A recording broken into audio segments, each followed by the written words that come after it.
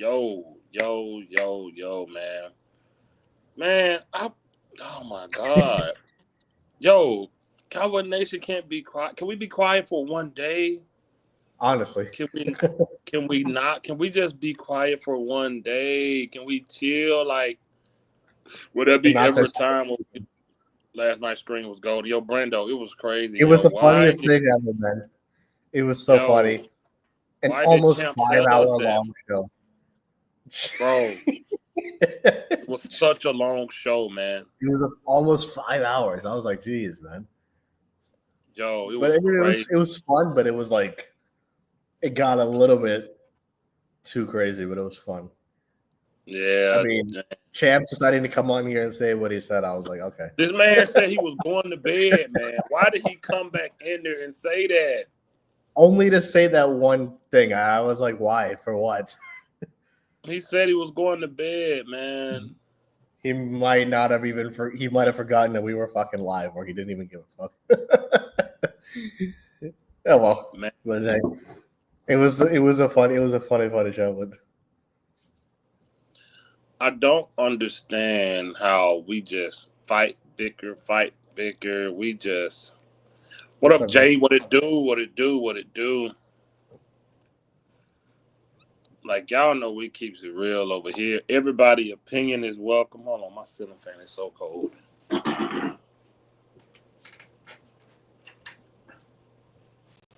oh, nice, Nate Dogg. You're at a wrestling game. That's cool. What happened? Oh no, Nate Dogg is saying he's at a wrestling event, so that's cool. What's up? I'll catch up on the show later. I'm at a wrestling event right now. Enjoy yourself, brother. Enjoy yourself. Yeah, man. Have a good time with it. Nate Dogg, what did Hogan? Yo, when that live last night was so fun. It was so funny, right? What's up, Brown Skin? I don't know what was wrong with them. What's up, Fifth? Can you send me the link? Yeah, I got you. Yo, Brown Skin. Yeah. I don't know what with them, man. It all started when Corner came back on the show. It was a good live. They was just crazy. See, it was on track for the first 3 hours, and then Corner came back after the gym. And then and I didn't know Corner was coming back. Yeah, and then after that, for the next 2 hours, it was just like we went off the fucking rails with what we were talking about. We got to talk. Corner want to talk about he 3% black. Man, that shit was the funniest fucking thing in the world. He was making no sense with what he was saying. Bro, I've been putting over there for so many years. It was really funny. Last night was crazy. So we're not gonna waste no time. Yeah, we're gonna get straight to it because it's not gonna be a long show like that tonight. We're not doing that tonight. No way. We're gonna get straight to it. So the topic he took me out with the bathroom thing. Oh my God, yes. Oh yeah. No, that one was he crazy.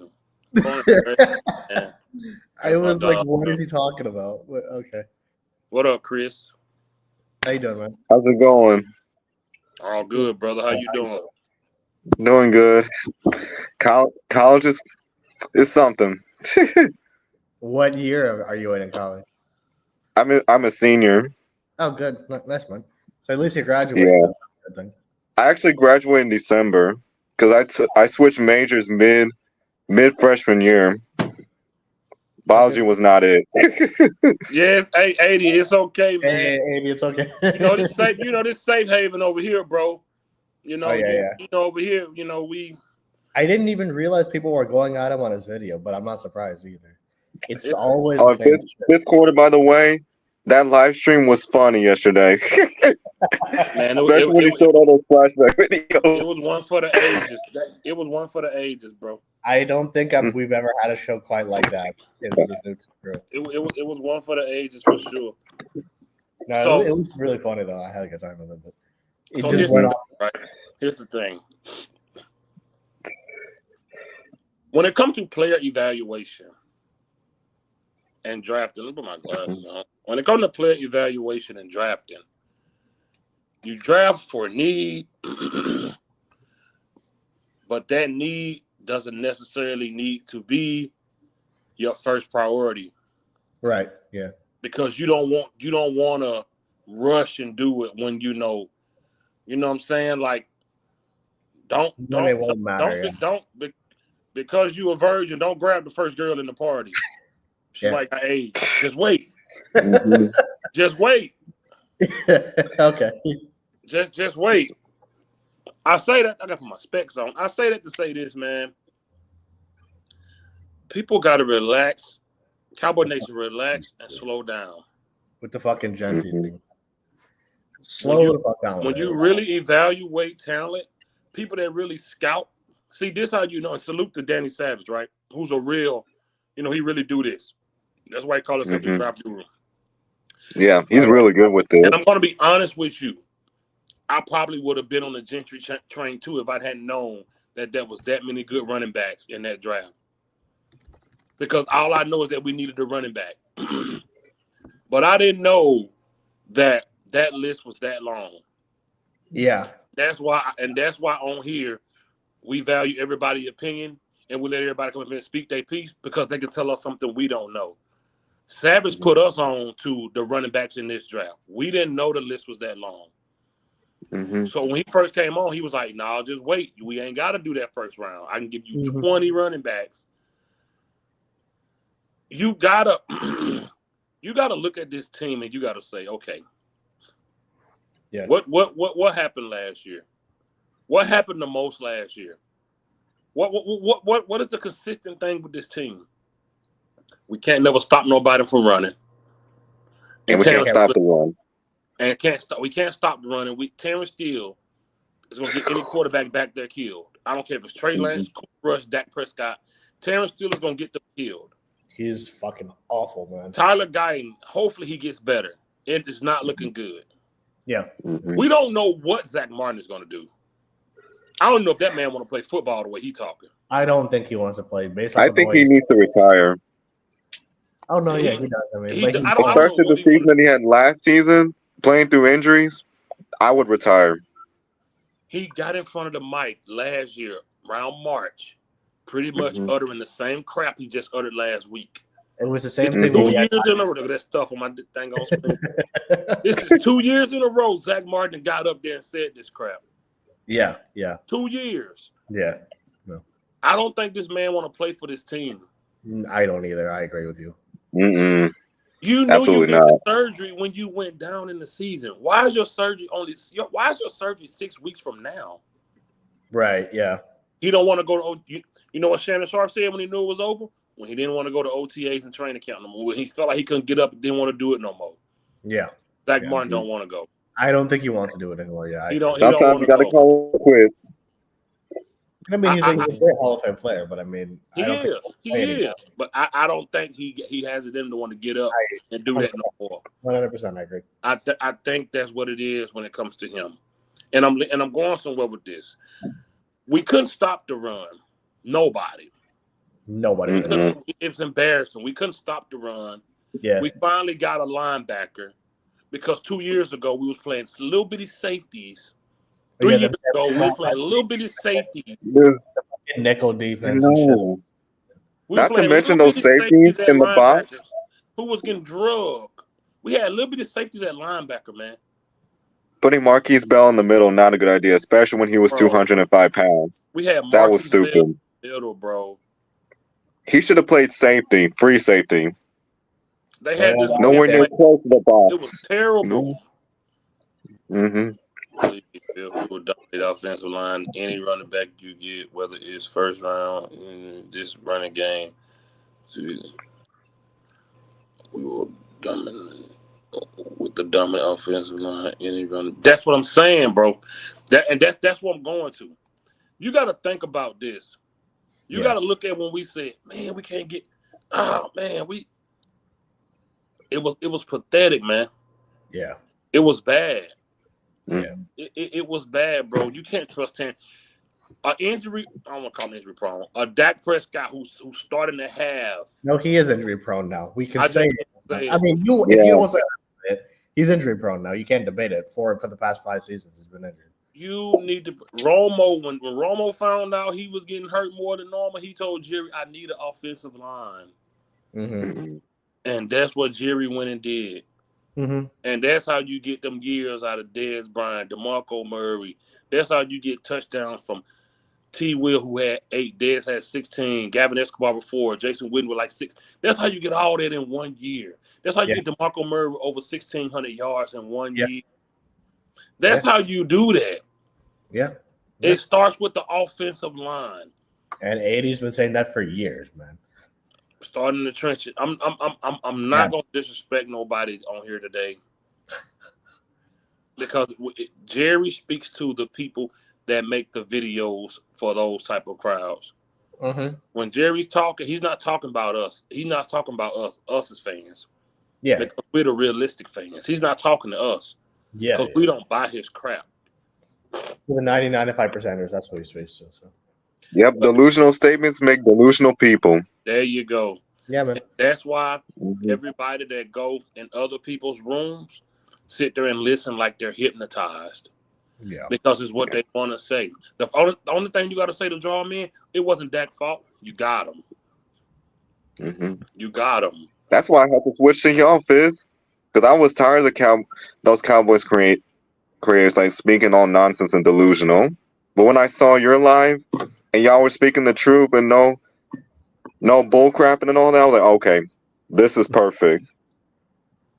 Yeah, no, because we don't because we're not over here to take people's money. We're real fans. We're real fans. Yeah, and I respect that a lot. I appreciate it. We're not here to take people money. We're not here to tell you to donate to anything. I never ask for super chat. I don't care. We all have jobs. We all are like we all pay our own so it's like we don't. I don't depend on this. Yeah, exactly. I don't care who you put back there. If that offensive line isn't together, it's not gonna matter. Mm-hmm. It won't make. Gotta start with the O-line up front. Same thing with the defensive line, and it's not just with talent, Fifth. You also have to have the discipline as well. There you go. There you go. Yeah. Which unfortunately I fear we won't have because it's not like Schottenheimer is gonna man this dude. Whether or not he's a good coach or not, the players are gonna run this dude over. These men put on Twitter, man, saying Saquon run makes you want to draft Jeanty first round. No, it doesn't.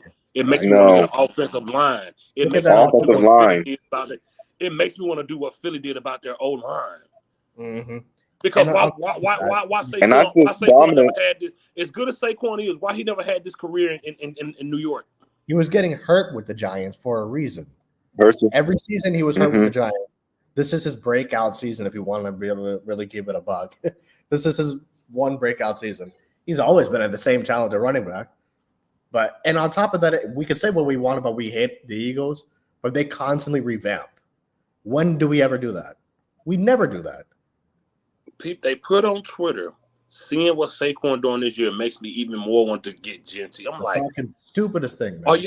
Are y'all sick? So stupid. Like, it's their own line. It's their own line. You never said this when he was in New York. It's the offensive line. Philly has a dominant old line, man. Aggressive dogs, bro. That fight for Jalen. Not to mention discipline too. Big discipline. Major discipline. Major discipline. He's 10 yards down the field without being touched. That's why that tush push is so That is insane. Yeah. I mean, if you look at him, he's not getting touched for 10, 15 yards. And by that time, he's gone to the house. The man that had so many big runs this year, bro, is like he's a running back that we've never seen. Yeah. But we've seen this man forever. Yeah. But how did that talent look? How did that talent look in New York? He was having to fight just to get back to the line of scrimmage in New York, if you remember. And he was getting injured. He had a lot of ankle injuries there. You know, he played us, and then his ankle looked like a fucking basketball at a point. So I mean, he was always getting injured with the Giants because they did not. So I agree. It's just Travis, they got a nasty and that's why I don't care to question people knowledge of the game. But when you say stuff like that, it's just Saquon makes me want to draft Jeanty any way more. Why? Yeah. So the offensive line has no part in that. I just think for most of our fans, people get attached to the name, not the reality of why they're successful. You know what I mean? I think it's like, I mean, because we know football, it's obvious to us, hey, their offensive line are fucking monsters over there in Philly. So that's why he's successful. And we know what he was with the Giants too. So there's that. But people just, and now for some reason with our fan base, people just get attached to names. Jeanty, Dak, fucking whomever it may be. And they don't really go beyond that. They don't really like to go beyond that and understand why they're successful. And so it's, you know what I mean? It's like, it's the same thing with this, because I mean, like, based off of the way that they're talking, I'm sure this guy's going to come to our team. I'm pretty sure we're going to draft him in the first round. And I'm telling you, man, that he's going to get fucking killed behind this offensive line. He's going to get absolutely destroyed by it. You show me a running back in year 7 that's cracked 2,000 plus yards. Yeah. Exactly. Show me. You can't. Show me a running back in year 7 that cracked 2,000 plus yards. When did Eric Dickerson do it? Let me see. Well, I don't know, actually. That's a good question. Let me see. When did Eric Dickerson do it? Let me see. What year did he crack 2,000? That's fun. 1984, which is... What year was that? What year? What season? What season was he in? Like his 5th? No. His 2nd? His 2nd year in the league. Oh, was it a second? His 2nd year in the league, he cracked 2,100. It's 2,100 yards his 2nd year in the league. Mm-hmm. Well, running backs don't typically get better as they get older. And Saquon is having the best year of his entire career right now in his 7th season. So that's not a coincidence. That's not just him. I mean, for as talented as he is, he wouldn't do this with the Giants. We know that.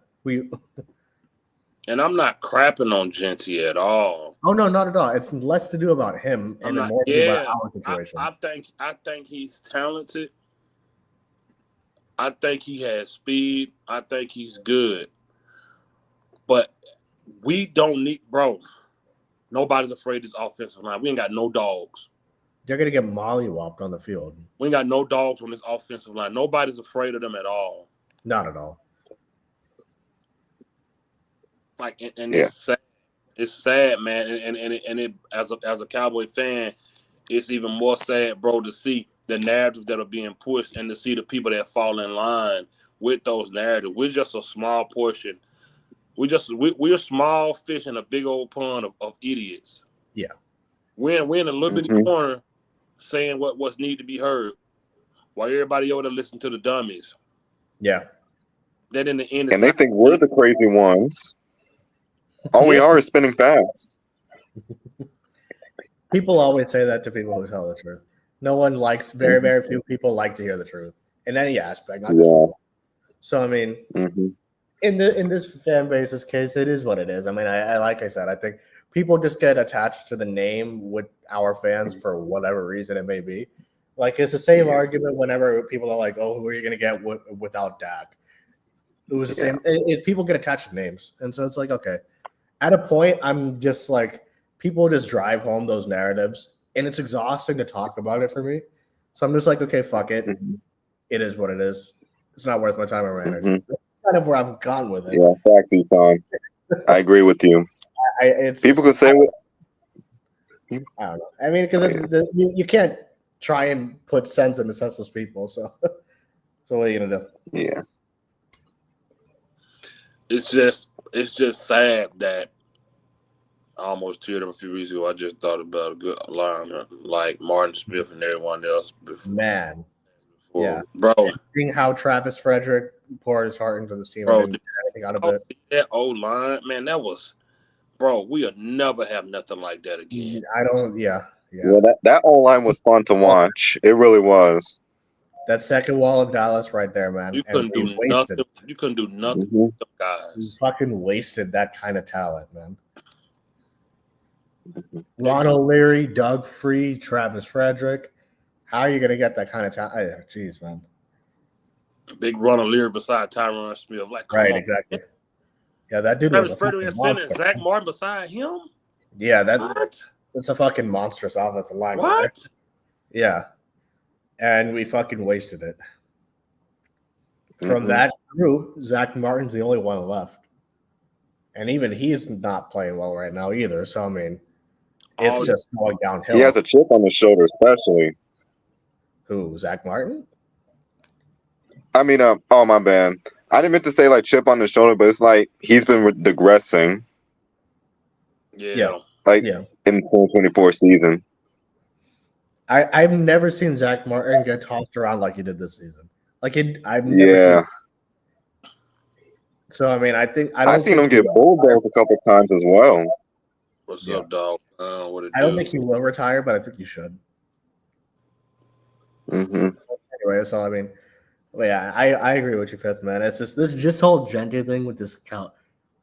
I think those big name content creators are just driving their home into like existence. I think that we're gonna get him in the first round. I fucking hope not, but I think we are. The way that these fucking motherfuckers are talking about him, I think we are. It just speaks volume of men not knowing anything about the game or not wanting to be honest about the game to keep their moolah coming in, because these guys, they got to know better. Dallas Cowboy fan 1980. What's up, my brother? How you doing, man? Yeah. What's up, 1980? You got your bulletproof going good, man? Is it safe? It's safe, man. It's safe. I gotta look out my window, man. I'm like Malcolm X, man. I gotta look out. Yeah. Just make sure you lock your door first, man. With my shotgun in one hand and looking out the window, because I don't want to say that. I don't want to disagree with anybody. This is Pleasantville. We're all supposed to think alike. Man. Have y'all seen the movie Pleasantville? Yeah. Remember the movie everything was black and white. Yeah. Everybody was going to work at the same time. Mm-hmm. Everybody was coming home at the same time. The wife was in the kitchen. Stepford wife kind of shit. Yeah. That's exactly what Cowboy fans are. They're Pleasantville. If you don't agree with anything that they're saying, oh, it's a wrap. You're doomed. That if you don't agree to their opinion towards the situation, if you have a difference in opinion, if you go against the grain in any kind of way, it's a wrap. Yeah. You're condemned to hell. Put your kids and put your wife and kids to bed. But look out, because they're gonna come after you, man. All I made a video this morning, just getting some fresh air, taking a walk. It's nice weather here, unusually nice weather here. Yeah. And I said, I got to thinking last night. I've been thinking about this for a while, but I just didn't have the time. I've been working, man. I've been busy. That's why I haven't been able to jump on any of the lives and stuff, man. A lot of crazy stuff, trying to get this house together to get sold again. It's just been crazy, man. Yeah. And I made a video this morning. I said, let me talk a little Cowboy stuff. I dropped my video this morning, and I said that Jeanty might not be a good idea to draft him, because he's going to come in here and he's going to get killed. He's going to get killed. Yeah, exactly. He's going to get slaughtered. Yeah. This because we still in development mode. Now I get it. If you want to draft him, that's fine. There's no law. There's no law out there that said don't draft Jeanty. There's no law. Just my opinion, guys. I've been saying this in the I Think season. Before last year, before this season started, I said that it's going to take about 3 to 4 drafts to get this team together. Yeah. So everybody, calm down and hold your horses, guys. We've been losing for 30 years. So what's 4, 5 more? Right. You get what I'm saying? Right. Get used to the way it is, because that's the way it's going to be. As long as we in somewhat of a rebuild mode. Yeah. To us, all of us on the panel, we should be in rebuild mode. Now, I haven't even factored in Jerry Jones in the culture. Haven't even factored that in yet. Yeah. They're not even thinking about that. All they thinking about is what I said in my video about us, it not being a good idea for us to draft Jeanty. Now, if he's available and they get him, ain't nothing I can do about it, man. I don't give a damn. You get what I'm saying? Yeah. All I've been saying, guys, when we used to do the round tables back in the day, I used to say, offensive. Fifth used to ask me all the time, "Hey man, draft coming up every season. What you think? What you think, 1980?" my dumb ass, I always say offensive line. Offensive line. When you got to build the trenches. Because I saw how effective that wall, the Great Wall #2 with Travis Fredericks and Free and Leary and Tyron Smith in his prime, Zach Martin. When Romo, Fitz said it a million times. When Romo asked, "Hey man, you need to get me a line here," and that's what a team is to me. My dad, my brothers, my older brother, my older friends back in the day. That's how. Hey man, you got to build that offensive line first, trenches first, and then everything else. That's the way and when I used to watch the game from the sideline as a kid, that's what I noticed. It wasn't exotic. Everybody's so quick to snatch the M&Ms off the shelf because they taste good, because they're popular. You get what I'm saying? But you got the Mentos, you got the Tic Tacs when you're going up to talk to the girl at the club. You really need those because it makes your breath fresh. You get what I'm saying? So, I've always been off offensive line, man. And then everything else will flow smoothly. Everything else you saw how easy it was in 2014 and especially 16 with Zeke and Dak being rookies, just rookies, man. And they were so successful. Why? Because the trenches were in complete mode, pretty much. The trenches were strong, unstoppable. I've made videos where I said, man, you can be in a huddle with the Cowboys and know what you're running. Hey, man, come on in here. You still got to stop it. If Jordan back up in that fadeaway, he backing up. You know what he about to do. You still got to stop it, though. It wasn't, and Kobe perfected it. Dirk Nowitzki perfected it. You still got to come in there and stop it. I don't care if you know to play at all. So me saying that this morning, I got condemned to hell. Man, I mean, it's going to take about 3 to 4 years for us to fix this team. And that's not including the culture issue. Right, exactly. I haven't even factored that in there, man. They forget real fast. They so eager. They so desperate to be right and desperate to win. I get it, man. It's been a long time. And a lot of these cats that's leaving these comments, man, they probably weren't even born then. But they got all the fucking answers. Sorry, Fitz. They got all the damn answers. They got all the answers. And they can't wait to prove 1980 wrong. That's fine. You know what? I've been waiting to be wrong for almost 30 years. Nothing has worked. Nothing has worked, guys. Everybody's method. Jerry Jones's method. These coaches, we had, 7 to 8 coaches since Jimmy Johnson. Yeah. Or since Barry Switzer. Since we won a Super Bowl. We've had all these coaches in here. And factor in all the coordinators and the assistants. And nothing worked. Nothing has worked. Everybody got it all figured out. Everybody get a voice on YouTube and has it all figured out. Or a voice comment section and has it all figured out. But nothing has worked. We still have to win. So if we go between 95 and now, tell me right now. Please tell me, because I missed something. We had star after star. We had some Hall of Fame players roll through here in betwixt that time. I know betwixt ain't a word, but it's a word today. We've had some Hall of Famers. We have Pro Bowlers. We've had all this talent around Dak Prescott. And we haven't got the job done. We ain't got one Super Bowl. I don't know what y'all here for, man, but I'm here for Super Bowls, man. Bottom line. I ain't well Dak, he got Rico, he got 1,000 yards. Man, shit. Man, I don't give a damn. I don't give a damn. Did that get us a Super Bowl? No. This offensive line still has problems here and there. Zach, they want to bring up Zach Martin. Oh, well, he was hurt. Well, he's old. He's washed up almost. Yeah. Let him go on to the Hall of Fame and ride it to the sunset. It's okay, man. It's okay. These guys are everybody that y'all naming and throwing up in my face in the comment section. They're aging. It's time for them to go. Just to prove a damn point. What you mad at me for, man? I ain't playing. Go call Jerry and it's his fault. Yes. Go call them guys, man. Jump on their channel. Yeah. Jump on them cats channel that forget what Jerry is here for and what we here for. They gonna babysit your feelings, man. If that's what you want, go over there, man. Yeah. That's what they here to. When you cry, oh man, they gonna pick you up and hold you like a baby. And they gonna agree with everything that you saying. But guess what? You putting money in their pocket just like Jerry Jones. Yeah. They acting just like that dude, man. Yeah, exactly.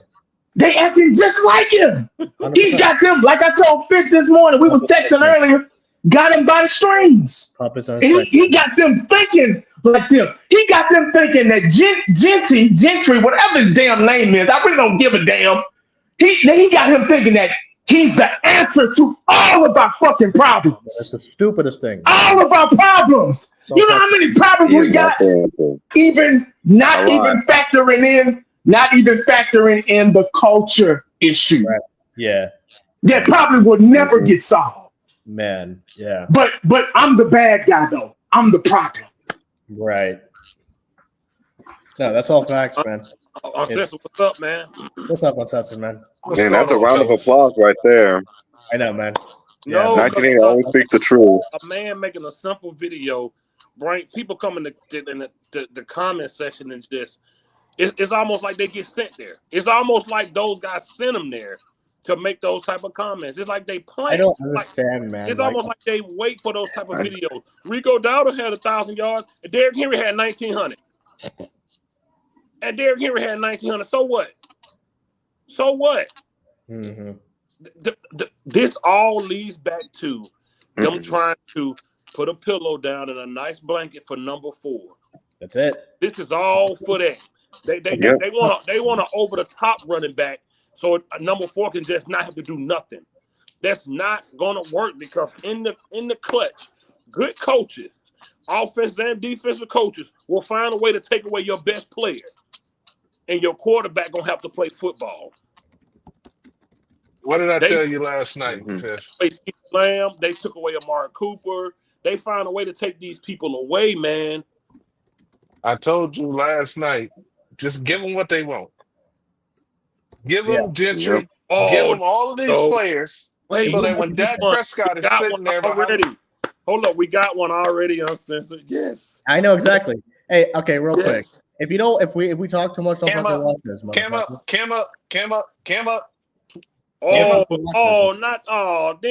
We doing homophobic slurs? Oh my No, wait a minute. Don't cam up. Don't ride the coattails of us. You make your own channel. You work hard and you make your own channel, edit your own videos, use your own thought process to voice your opinion. Don't ride our coattails. Don't do that. Cause it ain't gonna fly here, man. We don't know what we talking about. Oh, okay. Well, you work hard, you get creative, you get innovative, and you come up with your own setup. You get your camera, all your equipment, everything that you need, and you start your own YouTube from scratch, just like the Cowboys finna do, just like the Cowboys about to do from scratch. 80. How long you had your channel? Man, off and on since I want to say since 07. Then I jumped back off and started doing shit. And I came 12 and 16. So roughly 18 years. Pretty much, yeah. 2 decades. And you are 18-0 in Cowboy predictability. The Cowboys have improved in 18 years. You had a newborn baby when you started, and you got a full adult. And not 1 year has the Cowboys proved you wrong.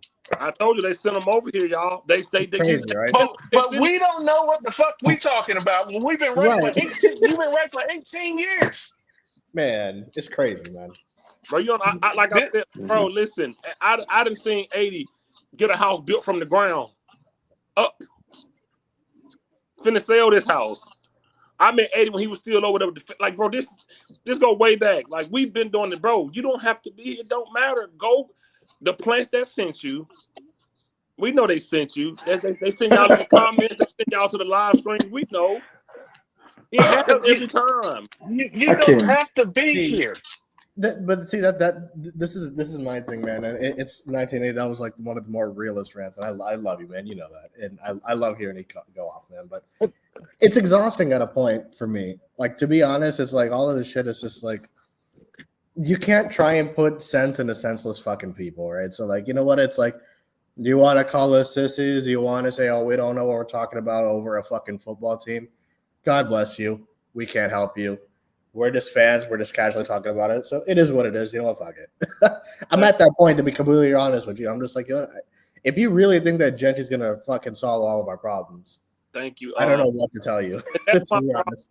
That's my problem, Eshan. Yeah, Eshan, I agree with you. Talking about guys that say what they know what they're talking about, get on their channel and say, man, seeing Saquon run like that make me for sure want to draft Jeanty. Fucking stupid. Why don't that make you want to get a better offensive line? But this is the thing.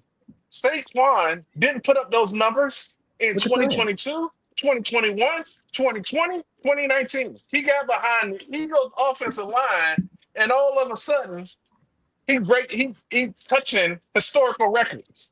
Exactly. I just watched the playoff game. Mm-hmm. Saquon Barkley was 20 yards downfield before he even had to make a person miss a tackle. Yeah, exactly. He wasn't getting touched. Yeah, that's all O-line. 15 yards downfield. That's offensive line. Yeah, he wasn't. That's all offensive line. These people don't know what the fuck they're talking about, man. It's so annoying that they want to say. One time, when have you guys been wrong? One time. Exactly. Name one season. We haven't. But then people want to act like we're haters because of it. You could literally take the year off any video I got, and it applies. It applies today. Literally. It's the most stupid thing. 80 is 18-0 with this, bro. You know what I like? That's why I like the people I rock with, bro. 80 didn't jump on nobody train. When me and Corner was going at Dak, 80 was like, wait a minute. It takes a quarterback typically 3 years. Yeah. Or so to develop. You know what happened? After those years, you know what 80 said? I'm done with him. I'm done with him. Like literally 80, man. Yesterday I was referencing a video, man, where on the roundtable went in 2018 when we went 8-8, and Corner was the only one going at Dak. You were saying, man, hey, hold up. You know, he's still a quarterback. He's still a young quarterback. He needs some time. I was 100% like, we both were in the same boat with Dak. And then, but at a point, it was just like, the motherfucker doesn't show up. And then all of a sudden we're haters now. You know what I mean? Hey, we can support Dak for years and then call it like we see it now, but then we're haters. So it's like, I don't care. Hey, listen, Mars, if they ain't talking football, they being disrespectful, get them out of here, man. Yeah. We're not even tolerating that. Like, they want to get up here and speak their mind, that's different. But you don't have consistent people that obviously hit this channel, because we set up there after 2023 when Dak put up decent games and balled out. We said he balled out. Exactly. But we said it. You set up there and said there's no way Green Bay gonna come into Dallas and outplay. You were supporting him. Supporting him. Me and Corner were like, hey man, he's been playing well, but I'm not sure how he's gonna play in the Packer game. And you were like, Jordan Love's not gonna come. I was like, Jordan Love ain't coming. 2 picks before and outplaying Dak. That was me saying Jordan Love ain't about to come here to Dallas and outplay Dak in his home stadium. That was me, but they don't want to watch that though. They don't want to hear that. They don't want that don't get their viewers riled up enough to hit the super chat. Man, that don't get them riled up enough. Like AD said, Jared made these guys into miniature salesmen on the YouTube. It's such they get money, they get their money. Win or lose, they get in front of their microphone. They tell the fans everything gonna be all right every single year. They ain't changed. They opinion on Dak Prescott in year 10 ain't changed. Nothing has changed. Nothing. They literally still say the same crap, man. And people still fall for it, bro. I could give a damn about an opinion. Is he playing well? Is he not playing well? Fucking bottom line. These dudes need to be locked up for racketeering, man.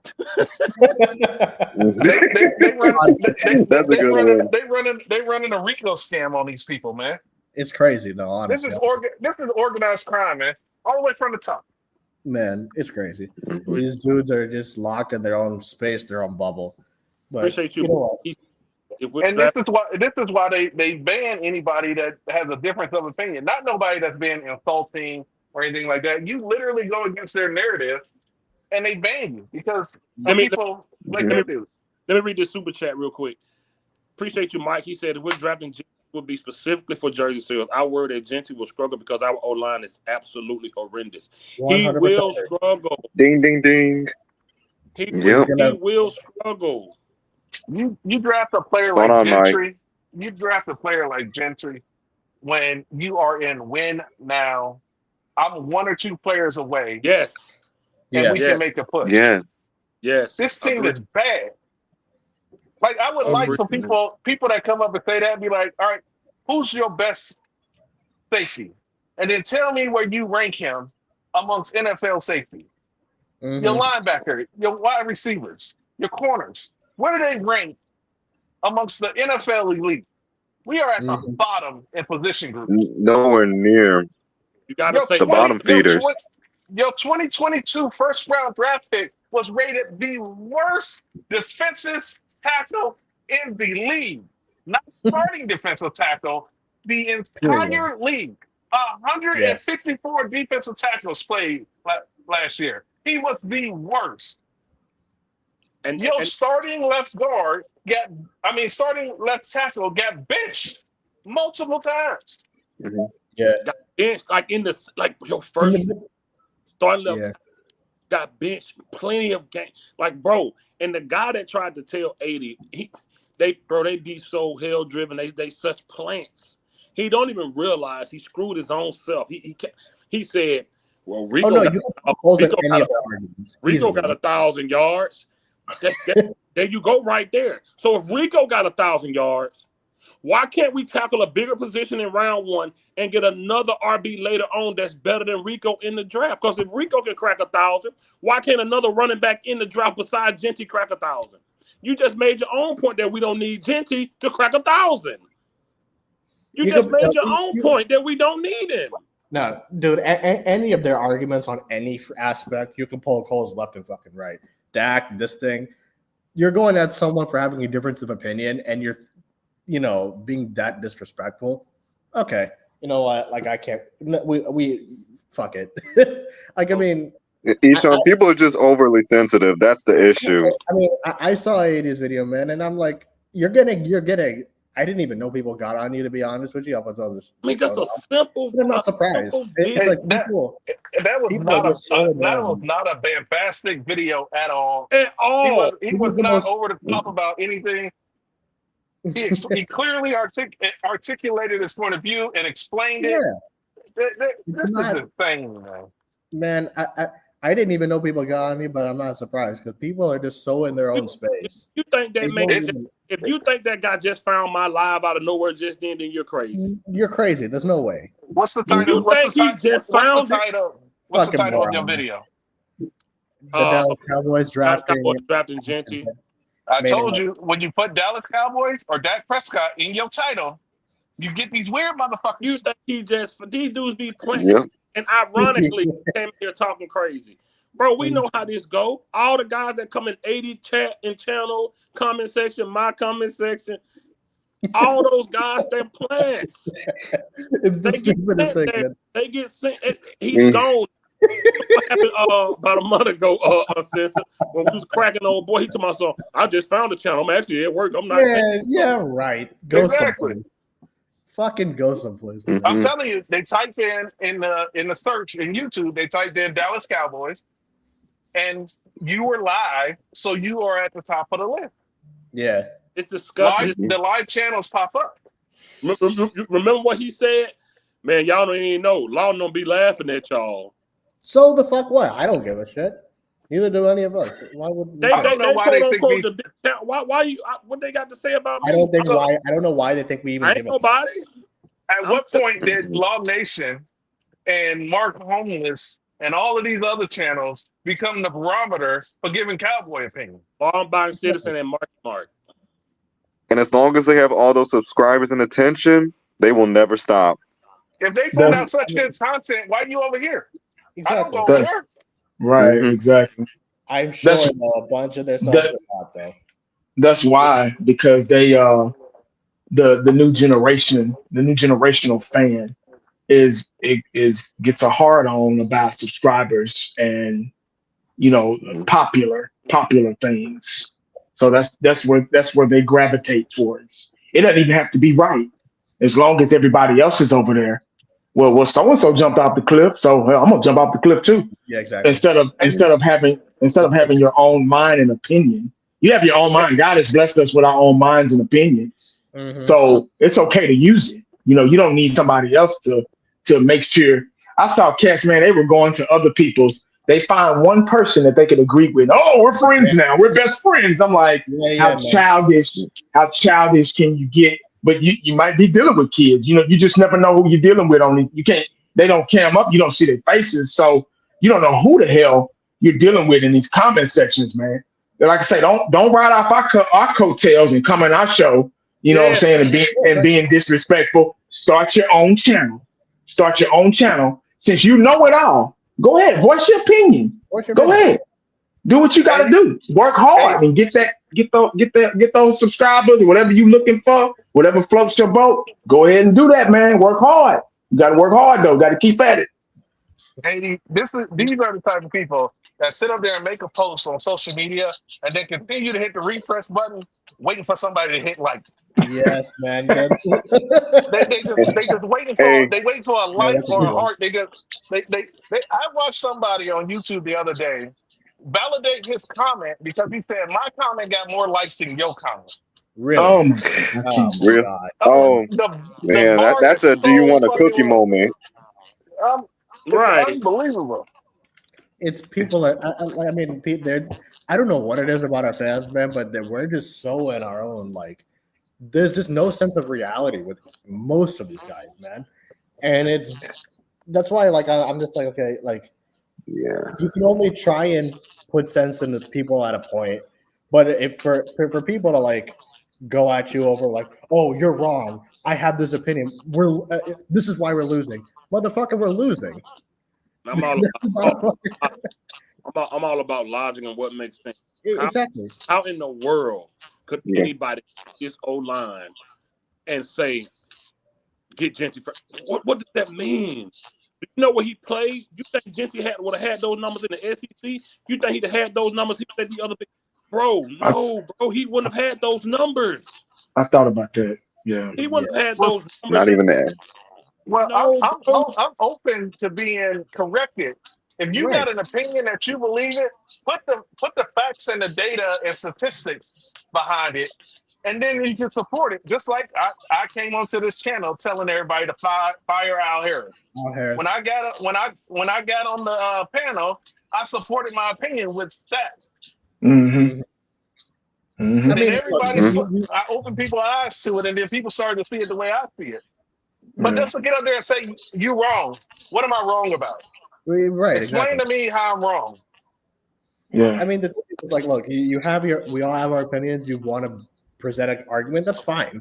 But getting disrespectful and like, oh, I'm going to meet you and all this other fucking nonsense, it's like, miss me with it. You're not going to do anything. Like, come on. It's YouTube number one. It's football. Give me a break. It's it's really weird because when I say something, it's always it's a big thing, especially if I make a video or a couple people may not agree with it. Okay, that's fine. You're not going to agree. We're not going to agree about everything. Us on this panel, we're not going to agree about everything. But okay. I think it's a respect thing, though. You still have to be humble and respectful. You know, if I'm censored, East and Fifth, you know, if these guys say something and I don't agree with it, I'll hear them out just to see what I don't agree with. And then once I hear them out, I don't even have to ask the question. I'm like, oh, okay, well, you hit what I was talking about. Okay, that's a good point. It's all about respect. If they're wrong, I'm not gonna go, oh, you wrong, man, you dumb, you stupid. I'm not gonna do that. That's not that ain't my place. Because I'm on Fifth's channel. You know what I'm saying? I gotta respect what he got going on right here. You get what I'm saying? So I think it's all about respect first. If you're a respectful, humble person, you will come in. You'll leave a respectful, humble comment. There's a certain way to do it. Now I can't control how everybody does things, you know, because everybody's different. But you're not going to be disrespectful. You get what I'm saying? I get it. You don't agree. That's fine. If the Cowboys draft Jeanty and we go to the Super Bowl, that's what I want. Fantastic. That's exactly what I want. If that's the case, but realistically, right now, what this team needs right now. We don't know that. All we know is right now that we're not in the Super Bowl again. We're not. We're going to watch this Super Bowl tomorrow, and we're not 30 years, and we're not in it again. Mm-hmm. So nobody's method has worked. Yeah. So what makes you think that drafting Jeanty is our answer? He's going to be our savior. Small-minded, man. He's going to feed the multitude. I mean, I'm just trying to understand the thought process. I guess I never will, because some people you just can't reach, and I really don't care. But that's where I am. It's just like I get it. You know, he's a good running back. But when I heard y'all talking last night, Fit just brought this up about him not playing in the SEC or another conference. I don't know. I ain't think about that one. That's a good one right there. You see what I'm talking about? When you get different minds on here, we got all these different minds on this panel. Somebody's gonna say something and be like, "Oh shit, damn, that's right. We're not the same, man, and it's okay. It is okay. The world is not going to end. I don't want to draft a running back like Jeanty right away. They're going to get him killed, man. The Cowboys already have a problem using personnel correctly. Uncensored said that 1,000,000 times. So when I say it, it's a problem. Man. Bro. It's small-minded, man. I can't, man. I just... No. It's a small-minded bullshit. You say it all the time, right? Nobody's denying his talent, because it takes talent, it takes discipline, it takes athleticism, and it takes dedication to your body. Yeah. But this is football, and we got to be realistic about this. He didn't play in a tough division. He put that much wear and tear on his body in the Mountain West Conference, I think he's in, where you got teams like UNLV and Fresh. I forgot all the teams that are Wyoming and all those teams. Like, come on, man! Look who he was over there playing. Mm-hmm. You think he would have cracked anywhere around those numbers in the SEC or the? He played UNLV, Boise, Nevada, those type of things. West Conference, Hawaii Rainbow. Yeah, not Warriors. like LSU or Alabama. Yeah, you wanted the FCC, the Pac-12, the Big Ten. Like you wanted none of these. You would have never cracked those numbers like that. You would have never touched the ball that many times in one season, because your body would have been broke up by them linebackers that play a harder style football, man. It's a reason running backs come out of the SEC and things like that, and they be ready to go, because they played in a way tougher division. And they are much bigger backs. Much bigger. Oh, yeah, my goodness. Running backs feel like linebackers. But that man need to go somewhere where offensive line is ready for him. Yeah. That man need to go up there to San Francisco. Yeah. That's where he need to go. He need to go where O-line is already built and already ready for him, bro. He gonna come here and get -3. They're like, oh man, we should have got they ain't giving no help, man. They're gonna move the goalposts for more excuse. Because this is off of Dak Prescott. There's no way you can look at the top 10 running backs and say ain't nobody as comparable as Jeanty is. They're all that good. Right. They're all that good, but every year just one name that they focus on, bro. That's how sports work. They're all good, man. I'm telling you, it's not about him. It's about the trenches. It's about the wall. It's about, can you get a push? Can you open holes for this O-line? And not just that, there are going to be times where they take the running back out of the game, and your quarterback has to be a quarterback. And when we see him in clutch moments, we see what happened. I would rather Dak get a decent running back, a good offensive line, to where the running game and the passing game makes sense. Yeah. I don't want y'all to just hand the ball. Because what happened when Dak had to throw the ball? 13-3, Zeke killed the league. Zeke tore the league up in 2016. What happened when we needed Dak in that Green Bay game? 21-3 right now, man. What happened when we needed Prescott? That's what you see. That's what I'm saying. It don't matter. And Zeke was the hottest thing. He had just cooked Alabama in 2015. Cooked them. Mm-hmm. Yeah. Zeke us loose and shine on Alabama. We drafted Zeke, bro. Tore the league up. When we need our quarterback to be a quarterback.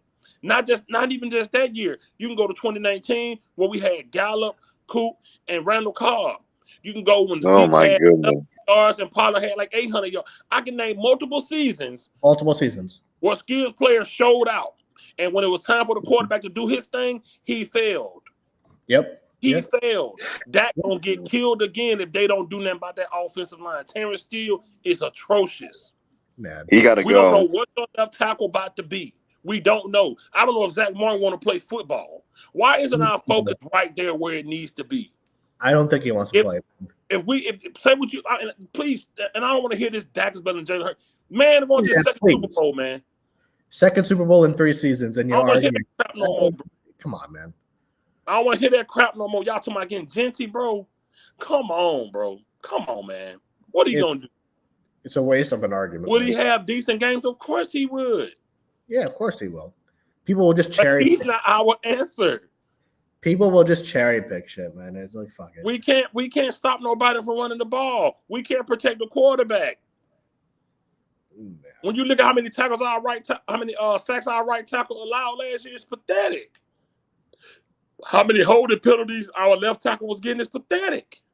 Yeah. We need to work on the offensive line and the defensive front. If we don't do that, bro, I don't care who we get. It doesn't matter. We just had a wide receiver that broke a record. CeeDee Lamb, I think he got 4 back-to-back 1,000-yard seasons. Yeah. Yeah. It don't matter. Mm-hmm. It doesn't matter. Yeah, Rico Dowdle cracked the thousands. What and what? There should be more reason to let you know that they like Rico cracked the 1,000. What Jeanty gonna do? Probably crack 1,000. We go home again. Yeah, as if he's gonna make something. And when we need him to, they're gonna fold. Dak gonna get sacked, or he gonna. It just. I don't understand guys that claim they know the sport. They send people in these comments to make these type of comments on people's videos that don't align with theirs. And I know that because when people just don't pay attention. Say what? What'd you say, bro? I said just people just don't pay attention. Like it starts with the O-line. I agree with you. 5th quarter. It starts with the O. Bro, that's football. But that's 58 yards. 58 yards a game. 58 yards a game is not a good running back. Yeah, exactly. And that's all you need to crack 1,000. 58 yards a game. Yeah, that's exactly. Man, people are just so small-minded, man. With this, that was a good stat. Since I like that. No, it's common sense, man. It's not, man. I just can't with these fucking people, man. It's the stupidest argument that I God, man. My thing is, even if you get more picks, bro, getting him right there is not our. They literally said word for word, Jeanty is the answer, and that's why I question these guys' knowledge of football. See, if you think that, I don't know. Saquon Barkley in year 7 cracked 2,000. This is year 7 for Saquon. You think out of nowhere his legs just shook the old ones off and grabbed a pair of new ones? Exactly. Right. Yeah. No, he's behind the offensive line that know how to play football. Yeah. They protect Jalen Hurts. Jalen Hurts has all the time in the world to throw. Saquon, the man down to 2016. I always go back to that Cincinnati game what Pac-Man Jones said. I mean, my daughter could run through holes, man. Yeah. Zeke ran wild on Cincinnati. One touch, man. Do y'all remember the game where we just needed a first down against Pittsburgh, but Zeke ran a touchdown? Yeah. The first down, one touch. He got some hands on his hands like this, like I ain't get touched. Bro, that's what a good offensive line do, bro. That's what good offensive lines do, man. It's just there, man. We don't have. I don't understand how they are okay with that, bro. Jeanty is a decent player. Coming here, it's not gonna benefit him how he wanted to. First of all, he got a lot of miles on him already. He's a smaller guy. He ain't really took no hard thumps yet. He had 344 carries last season. That's almost 350 touches. That's ridiculous, man. People get attached to the name, not the we think about it logically, but so when people get just attached to a name and they just want to just die off a cliff with it, it's the same argument that people have. These motherfuckers have with Dak. The same of who are you gonna get with Dak? People bring up that fucking dumbass argument. Same kind of a fucking logic, man. See, that's important. That's important. That's important. Sean, November. We need a linebacker. Yeah. Sean will be ready till November. So look at that. Now who's gonna stop the run? We ain't got nobody up front. We need a linebacker. We need a linebacker. Yeah. So why we ain't talking about that? See, they don't think, bro. They think about a name, bro. The name. That's it. Yeah. Name, bro. Yeah, that's it. It's just like, that's why I'm cool. That's why I rock with Savage, bro. These he guys knows what ain't no other running backs in the draft, bro. They hear this one name on TV, and that's the name they start looking up. And that's, get Jeanty, y'all. Get Jeanty. That's what they do. They look at these names on the internet when he's talked about, and that's what they do with. We do not need a running back out of Boise State. No. We do not need that kid. He can go to San Fran or somewhere else, bro. Because the success he think and I see him saying he want to come to Dallas. I see it. But in reality, man, you'll go anywhere. You just saying that. You'll go anywhere. Yeah. You just saying that, bro. Like, and it's sad, man. And that's why. And like Eddie made a good point. These guys sound like Jerry talk. Everybody open their wallet. Them guys talk. Everybody hit them super chats all day. All I gotta do is say what they want to say. For 10 years, man, I think never changed their thoughts about Prescott, man. The man ain't won jack, bro. What organization you know when I'm telling you why we give a quarterback, you bring up other quarterbacks? Why are you bringing up other quarterbacks, man? If your wife asks you for a new diamond chain, you ain't gonna say, "Well, Rick ain't get his wife one." You bring up another man in your house for. Why you bring up another man saying what he ain't do because your wife asked you for a new diamond chain? Wow. You ain't gonna say, "Well, my neighbor he didn't get his new wife one." What's up, Chance? What it do? What's up, man? How you doing, man? Why we bring up grown men when we talking about what our quarterback that wears the Cowboys logo on his shirt? Because whenever other guys, what they do with their organization? Oh, by your logic, man, then the Ravens should cut Lamar Jackson. The Bills should cut Josh Allen. What? It's the thing. The same thing. Whenever we dismantle their arguments, they always want to go to the other team.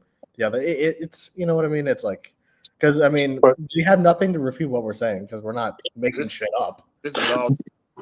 But you know what? Whenever they bring up Allen, Jackson, Burrow, Hurts, what have they done? They went to the NFC or the AFC conference game. That can't get past the divisional round. And that's the thing. It's like, and then the argument switches to, but you don't win at Super Bowl has been the NFC Championship game. So then what the fuck is your whole like it's you can pick holes in everything, man. Dak hasn't been to an NFC title game. These motherfuckers have. And so it's just a back and forth fucking thing. So it's like, fuck this guy, fuck this shit. You're gonna keep going in circles at a point. That's why I'm just like, fuck this. They really put stats by stats. They're like, why they put Lamar, Dak, and Josh Allen stats up there. And people do that with him and Dak should have won MVP this year. Why Dak should have won MVP? Look at his stats. Dak stats are like that because he didn't beat a team above 500. And Lamar Jackson did. I swear, on Facebook, man, there's entire pages dedicated to just the Dak stats. They'll put his stats up next to Mahomes. Some motherfuckers put it next to Aikman. Oh yeah. I seen Lamar Jackson. I seen Mahomes. I even saw beating teams below 500. Beating teams below 500. Exactly. I even saw them trying to compete. I'm trying to compare with Romo's old stat. That's the same type of game when Dak played. That's why Lamar won because he beat teams that was over 500. He beat really good teams. Don't. I hate when they uncensored. What you say stats are for losers, man. Yeah, man. For losers, bro. Nobody care about that. When a guy win a Super, you name a Super Bowl where they mention Tom Brady stats. You name a Super Bowl where they mention Pat Mahomes stats. They don't do that. They too busy holding up that Lombardi. They ain't mentioning no stats in a Super Bowl. They're not mentioning stats. Nobody cares. What is his name? The tight end over there, Kelsey. Oh yeah, Kelsey. He's just man, I won't care about a Super Bowl. Yeah. Look what Dez just said 3 days ago. Dez just said, man, we know you're the richest franchise. We won't care about that no more. We want a championship. Yeah. And they got dirty by this team. Yeah. And that's why Emmett turned up the team as well too. Go ahead, Eddie. What you saying? I'm sorry. My bad, champs. I mean, when you bring up a name, I think it clouds your judgment as well. You got two teams in the Super Bowl right now. Some of these guys have been Dallas players, and they said the culture is different here. It's like it's real football. Dallas was like a show. It was more of a theatrical show, like a reality show, if you will. I think they be so pumped up when they hear a name that they forget. They don't even factor in like Jerry Jones and the culture being off. I can't even really focus. Me personally, I can't even really focus on Jeanty or any other players right now because of Jerry alone. That's it. He comes up first. Like, how are we going to get past him? He's my number one. He's our number one enemy. Believe it or not, it's not me.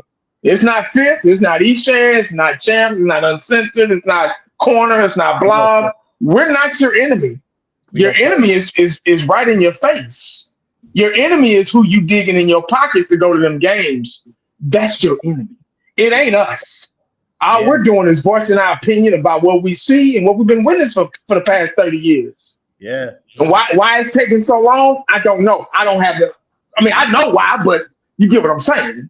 Yeah. That's your real enemy right there. It's Jerry Jones. He's the reason why we haven't won a championship in all these years. And then he's the reason. And then Steven, that fucking motherfucker, is the most. So I can't even focus on the draft, Jenny. Really, I mean, I'm gonna watch it, and I'm gonna, if we do a show, I'm gonna, voice my opinion about who we draft and all that stuff. Cool. But in my mind, my main focal point is trying to get past Jerry, trying to see if we can outplay this front office and this coaching staff. I don't know if you guys heard this, and I sent this message to Fifth earlier today, but like Jerry, this motherfucker literally said today, we should be playing in the Super Bowl this year. This dude said this today. Oh my God. And he's like, I paid Dak Prescott all this money to make it here to the Super Bowl. We're going to try our best next season. I'm like, I'm like, see, that's the thing, man. And, to your point earlier, you were like, oh, these fans are like, hypnotized by the Jerry Jones Kool-Aid or something like that, right? But that's what it is, because most of these big name content creators and stuff, they just dick ride Jerry, Dak. They get on these fucking bullshit ass narratives, and that's why I honestly think that we're gonna draft this dude in the first round. If I'm just because these dudes are pushing this narrative and just attached to this one player. So it's, man, we're so far behind, and it's sad, man. I mean, I just laugh whenever people act like we're haters when we're just fans of the team. But for people to get on you about a regular fucking YouTube video about an opinion, I don't know what to say. I don't know what to say about that, man. To be honest, God, they came at you over a player that ain't even a fucking Cowboy. That's not even on the team yet. He's not even on the fucking team yet. I'm telling you right now, if they draft Gentry, you bet not utter his name out of your mouth, because they might knock on your door. No, this dude ain't even a Cowboy yet. Yeah, and I said the most important word in that video. I said if. We don't even know if we're gonna get. But I'm the bad guy. I don't. Man, I hope Jacksonville take him. Just get it over with. Man, you know what? I hope somebody pick his ass for $1 just to make a Dak and Ronnie's cry. See, it's the same thing. Like, we can, you know what I mean? It's like we can support Dak for years, but then the moment we call him out, we're a hater. We can support Micah for years. The moment we call him out, we're a hater. Same thing with this dude, man. Like, we have, like Sean says, this point, we haven't even drafted this fucking dude yet, and you're disrespecting somebody over an opinion, like on YouTube of all places. Oh my God. Okay. Mm-hmm. What are you gonna do about it? Like, I mean, like, I don't. God, man, it's just small-minded bullshit, man. I've been around this game a long time. I just don't believe that Jeanty will be the problem solver that they think he will be. I've watched it for so long. I've seen players come and go. We've all seen players come and go. For the ones that evaluate this and not just look at one guy to be successful so we can run to grab our pom-poms for number 4, team don't believe, literally, for being around football and watching football, that Jeanty will be the problem solver that these people are literally putting on their social media and saying, because they are way bigger problems than him. I don't care who you got back there running the ball. You can have Eric Dickerson. If that he's gonna get killed. It don't matter. If that pocket, if it's collapsing, if they get in that backfield before the guy can, and look how we run the ball. Like we don't even like. They don't even run the ball. It's not even anything creative. First down, it's up the gut. If not, we just give up on it, or we just do that dumbass sweep and shit. Same thing. I didn't even factor in. Oh, this is another one I didn't factor in. That the Dallas Cowboys have devalued the running back position. Oh yeah, they don't even value the running back position anymore. We're a pass first offense. I didn't factor that in either. But Jenny is supposed to be the safety guys. Yeah, they've been quick. That's been quick. You hired that offensive line coach to change everything. So draft the right tackle. Listen, Prescott body breaking down. If you don't get Terrence Steele out there, that won't make it to game 5. He's going to struggle to make it to game. I don't think he's going to make it to season. Yeah. I'm telling you now, fans can get upset. They can say what they want to say, but I'm telling you now, Dak Prescott won't make it. He's not going to play a full season. Like, let's just be honest about that. He will. He's going to care because. Okay, I'm gonna ask y'all guys. How many positions that the offensive line really need? Pretty much. We can go down. Right guard. Yeah, Zach Martin. Right guard. Somebody replace him. Right tackle. Yeah. I think I'm thinking that I don't know about y'all. Y'all might think differently. I think Cooper Beebe is pretty good at center. I like him. I think we got to give him some time to develop, and especially I think they're bringing in the coach, the offensive line coach. He coached him in college at Kansas State. Yeah. I don't know. I may be wrong. I agree because Deuce Vaughn, get the fuck out of here, man. You're right. But you know one thing. But the one thing about Cooper Beebe, he played all 4 positions in college. Yeah, he did. Guard, tackle, you can move him to right tackle or left tackle. Yeah. That's what I'm saying. He's a swing guy. He can play all the positions on the offensive line, and then he played defensive line first. I didn't know that. I read that. I didn't know that. That coach that they're bringing in moved him over to offensive line. Oh, really? I didn't know that. Exactly. Yeah. Brando, they love Kellen Moore School. They love Moore School. They love Michigan. Terrence Steele, 10 sacks allowed, 8 penalties in 20. Yeah. 10 sacks. Terrence Steele is awful, man. Get his ass the fuck out of here, man. I can't stand the fucking guy. He's gonna get people killed, man. The way that he's playing. Dak Prescott is already a deer in headlight. He will not be able to focus. You know how he do once he gets sacked. He nervous. He's scared. He get throw that ball. He just want to get out of his hand, bro. Yeah. You can see. To your point about the right tackle, 80. I think Brock Hoffman and TJ Baxter do pretty good. Okay. I think they do pretty good. So I probably could. We don't even. This is Zach Mark's second year in a row. Not knowing if he want to play football or not. Mm-hmm. Yeah, I read that article about him. Not sure. I think he should call it, man. If he's not sure, that means he's about retired. I think mentally he's checked out, man. 2 years ago, he held out while already under contract. Missed OTA while he was already under contract. Held out. You can do anything. Holding out while you already under contract? Want more money? Just to come in last year in training camp and say you think about hanging it up, going home. What are you talking about? You just held out and got more money. What are you talking about? Then you get ragdolled in 2024. Now last week you talk about something. Well, I have surgery in 6 weeks. Why you didn't have surgery to that game that when you knew you needed when the season was in? Because you didn't want to go to days. You don't want to get out of bed for it. Then I got to get the mentality right. Then the physical part right. Then I got to get my mind to think if I really still want to do it or not. But I'm trying to have an answer by free agency, brother. What is you talking about? Do you want to play football for this team or not, man? Right. I know you and Travis Credit, y'all got the little cheese thing up in Wisconsin. Y'all got your little cheese business going, so y'all making good money. I know you still got that John Deere thing Dak brought you in 2016 when he bought the whole O-line. That thing. What is? Do you want to play ball or not? See, there's so many unanswered things about this offensive line. That ball gets snapped and you got a scrub over there. Jeanty ain't going nowhere. He ain't going. And then you know what? This And the ain't fact 30 pounds, 340 pounds of out of shape defensive tackles that you might see in college because they can eat how they want and do what they want. This is 320 pounds defensive tackles on a pro level that can run and that are also quick. Yeah. And they know how to use that. They'll reach over a tackle and grab your shoulder pad and hold you so you won't go nowhere. You playing with the big boys now. This ain't that conference you played in, bro. Corner made a joke last night that he get 50 yards in the NFL. He probably get 50 yards in that conference Jeanty played. Honestly. The other fucking way. Okay, I'm gonna ask y'all this: do you think it'd be easy? You think it'd be easier to move Tyler Smith to left tackle and bring in a rookie guard, left guard, or don't okay, here's the reason. Here's the reason why. Here's the reason why.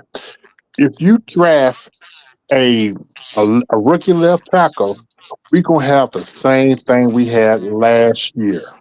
I can't move my all pro guard. He done make all pro. That's where I'm going to. I can't move my all pro guard. Nah. That's where I was going to go to. Substitute him in, yeah, but full time, nah. He hold that spot down too good for me. That's where I was going to go. I mean, it's like, look, we're already like this wall. You trying to rebuild his wall? He's really only the definite piece you got right now. That's where I was going. Yeah. Cooper BB is good, but he's still learning. Tyler, I don't know what he's going to do. He need to put on some weight. Terrence Steele, your Pro Bowl, you only got one Pro Bowler on your offensive line.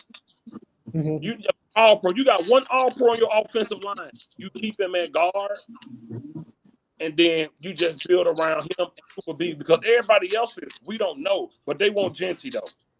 But they want Jeanty like he about to crack 100 yards a game. like that matters. Like let me you know what? Who's the starting running back for Kansas City? Chipotle. Yeah. Pacheco. Were you gonna say? Yeah, I'm about to say Pacheco. I heard you say Chipotle. Yeah. But no, I mean, I agree with this, man. I got to be honest because it's like we're already like decimated on our offensive line. To be honest, we have so many holes that we need. So for me, it's like the one piece that we do have, I wouldn't move him from the fact he's an all-pro at that position. So. And Kansas City has a way better offensive line than this team does. What about Hoffman? Because they got him at right guard? Yeah, him and TJ Bass are both right guards.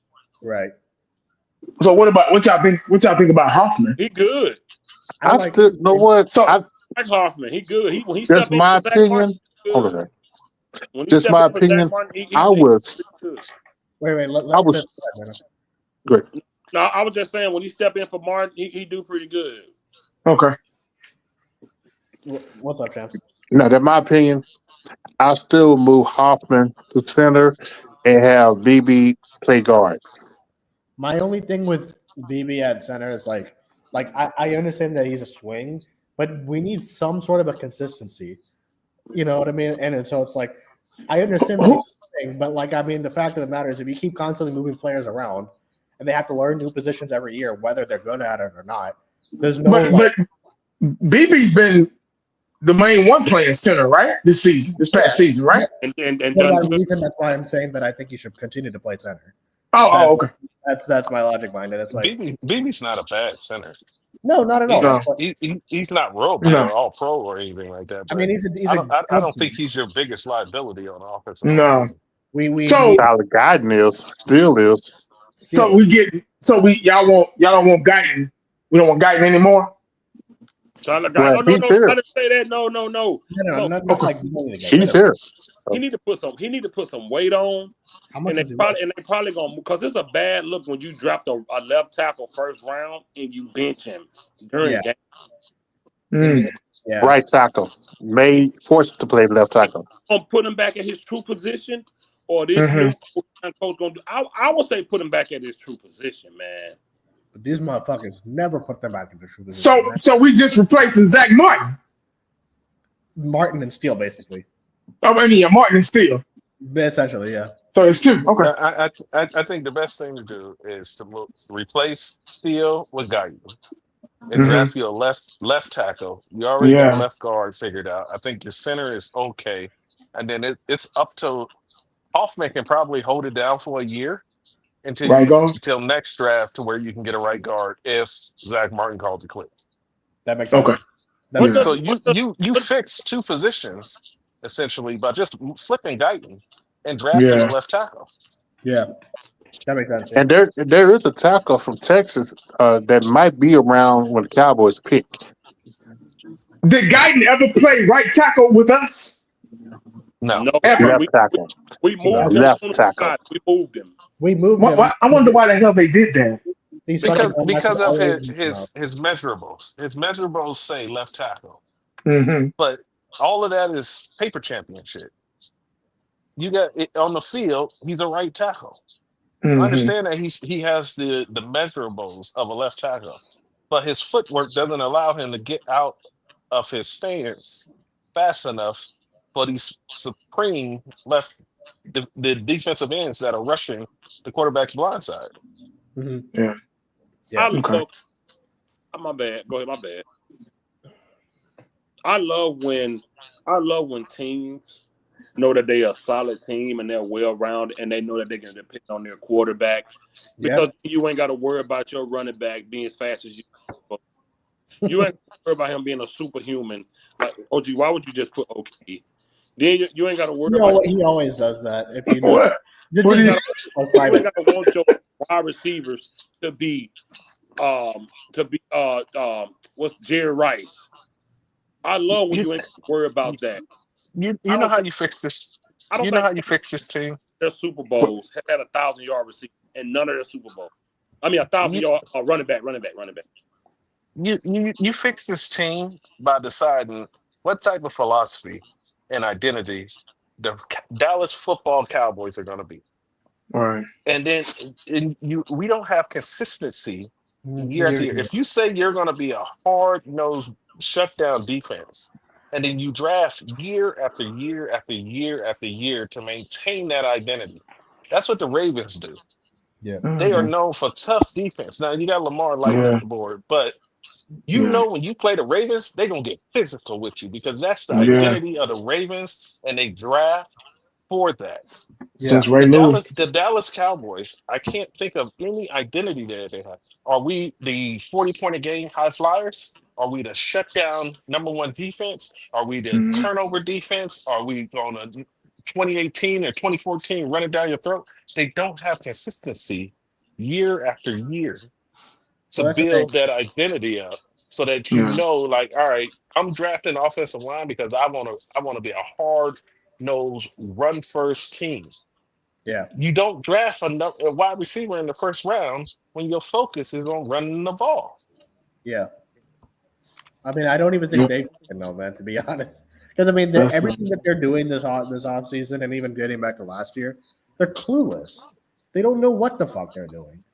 So every year they're winging. It's just winging it every year. I mean, like every year, exactly, they're winging it. It's just they have no clue what they're doing. Like even the Schottenheimer hire, I don't give a damn whether you think he's going to be good or bad or ugly, indifferent, fucking whatever. It literally just felt like, oh, we don't have a coach.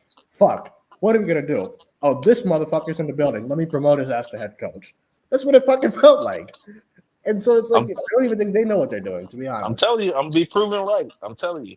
Man. Shotty was sitting in that office, and he walked into Jerry's office and said, yo, y'all having problems with hiring the coaches? I'll coach it, man. You know what I mean? I'll do it for you.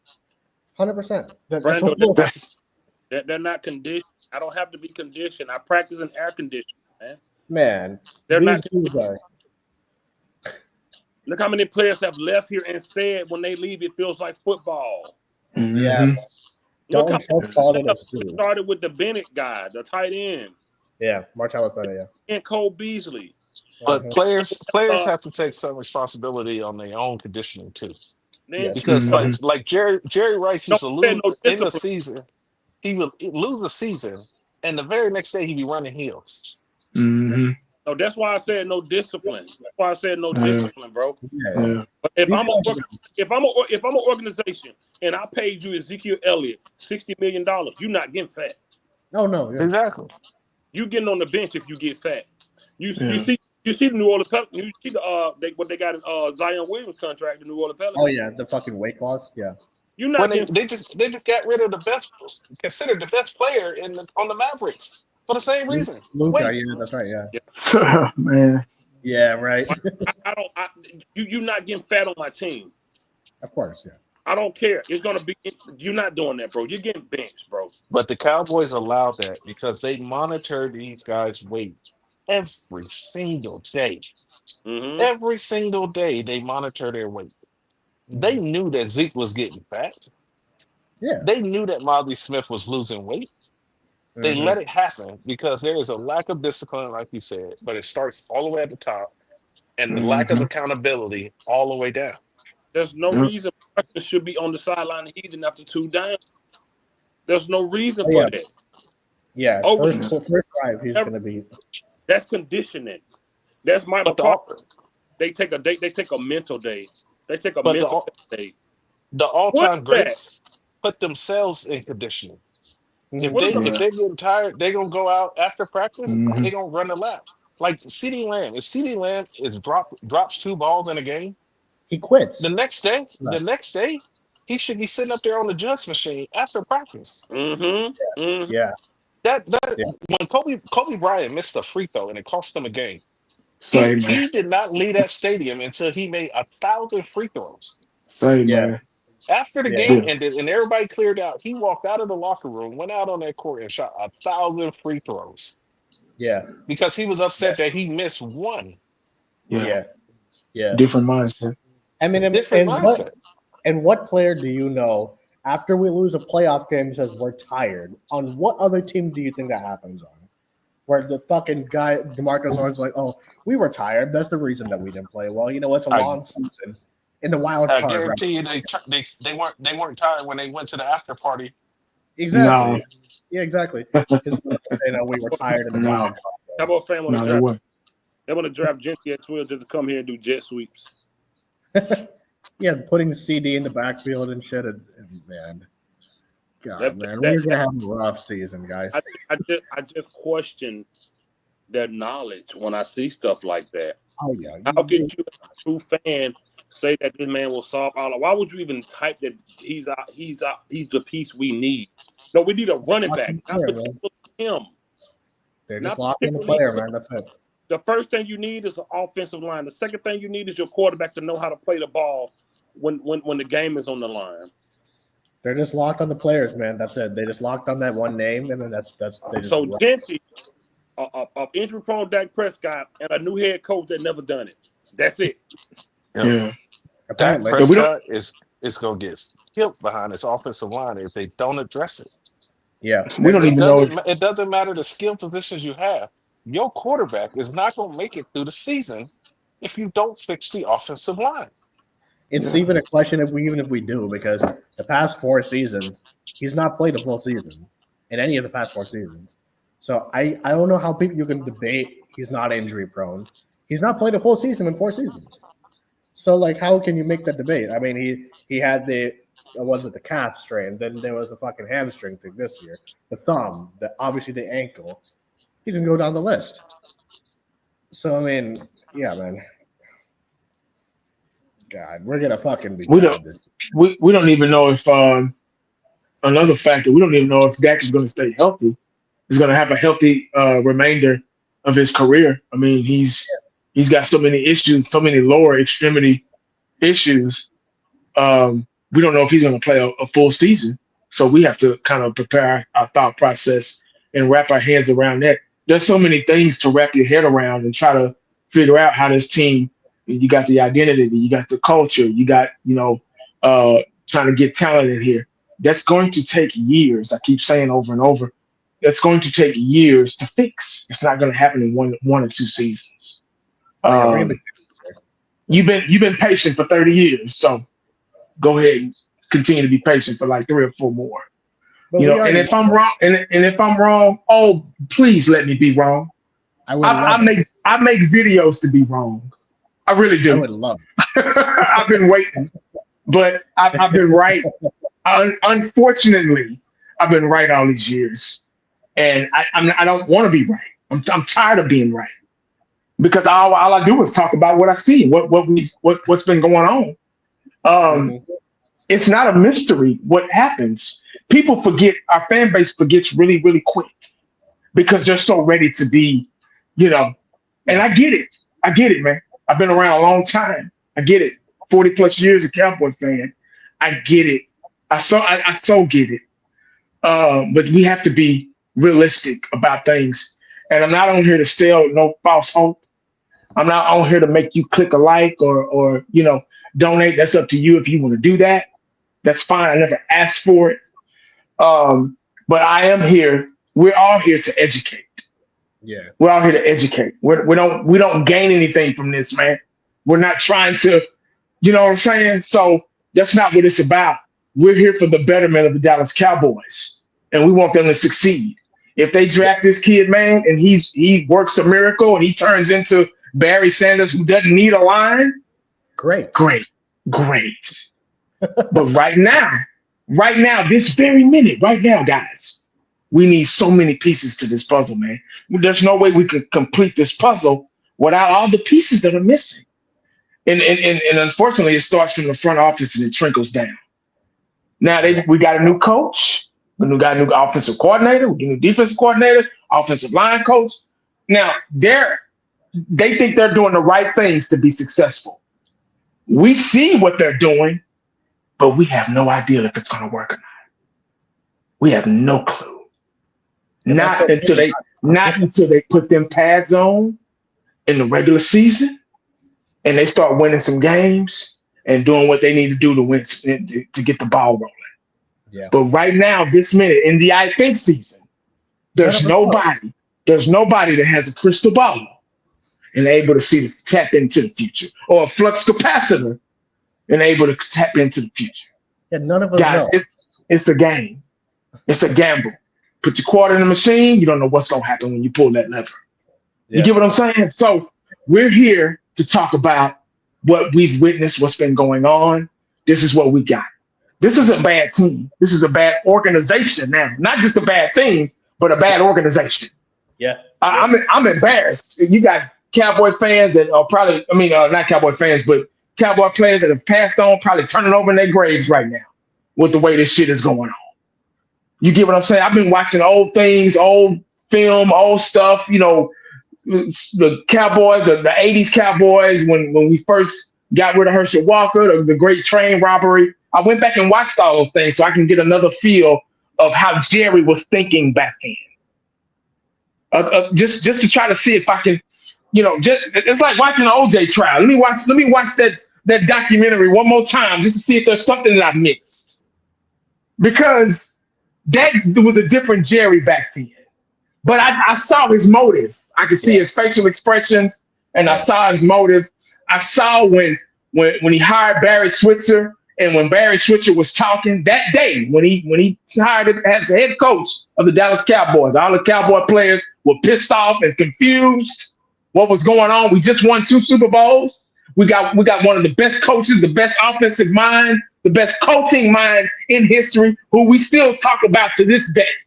Yeah. Who had such an impact on all those star players, who had such an impact on those guys. That it was like their dad. When you could hear a pin drop when he walked in the room. He was like my height, but you could hear a pin drop when he fucking walked in the room. Yeah. He had that much power over those huge athletic. Some of them already had Super Bowls. Mm-hmm. Charles Haley already had Super Bowls. Yeah. So everybody's like confused, like, okay, what's going on? Yada, yada, yada. And so now we're here. We're here. And all we have to do is talk about what's going on. Everybody's at each other's throats. If you don't agree with somebody, somebody's mad. Everybody has all the answers. But none of that's worked. Nobody's method has worked. So small. Now we know the problem. We can see the problem. And we talk about the problem. But they get mad at us for talking about the problem, for having our own opinion, our own mind. That's why. What Super Bowl have we won since '95? What have we missed? What rock have we been under?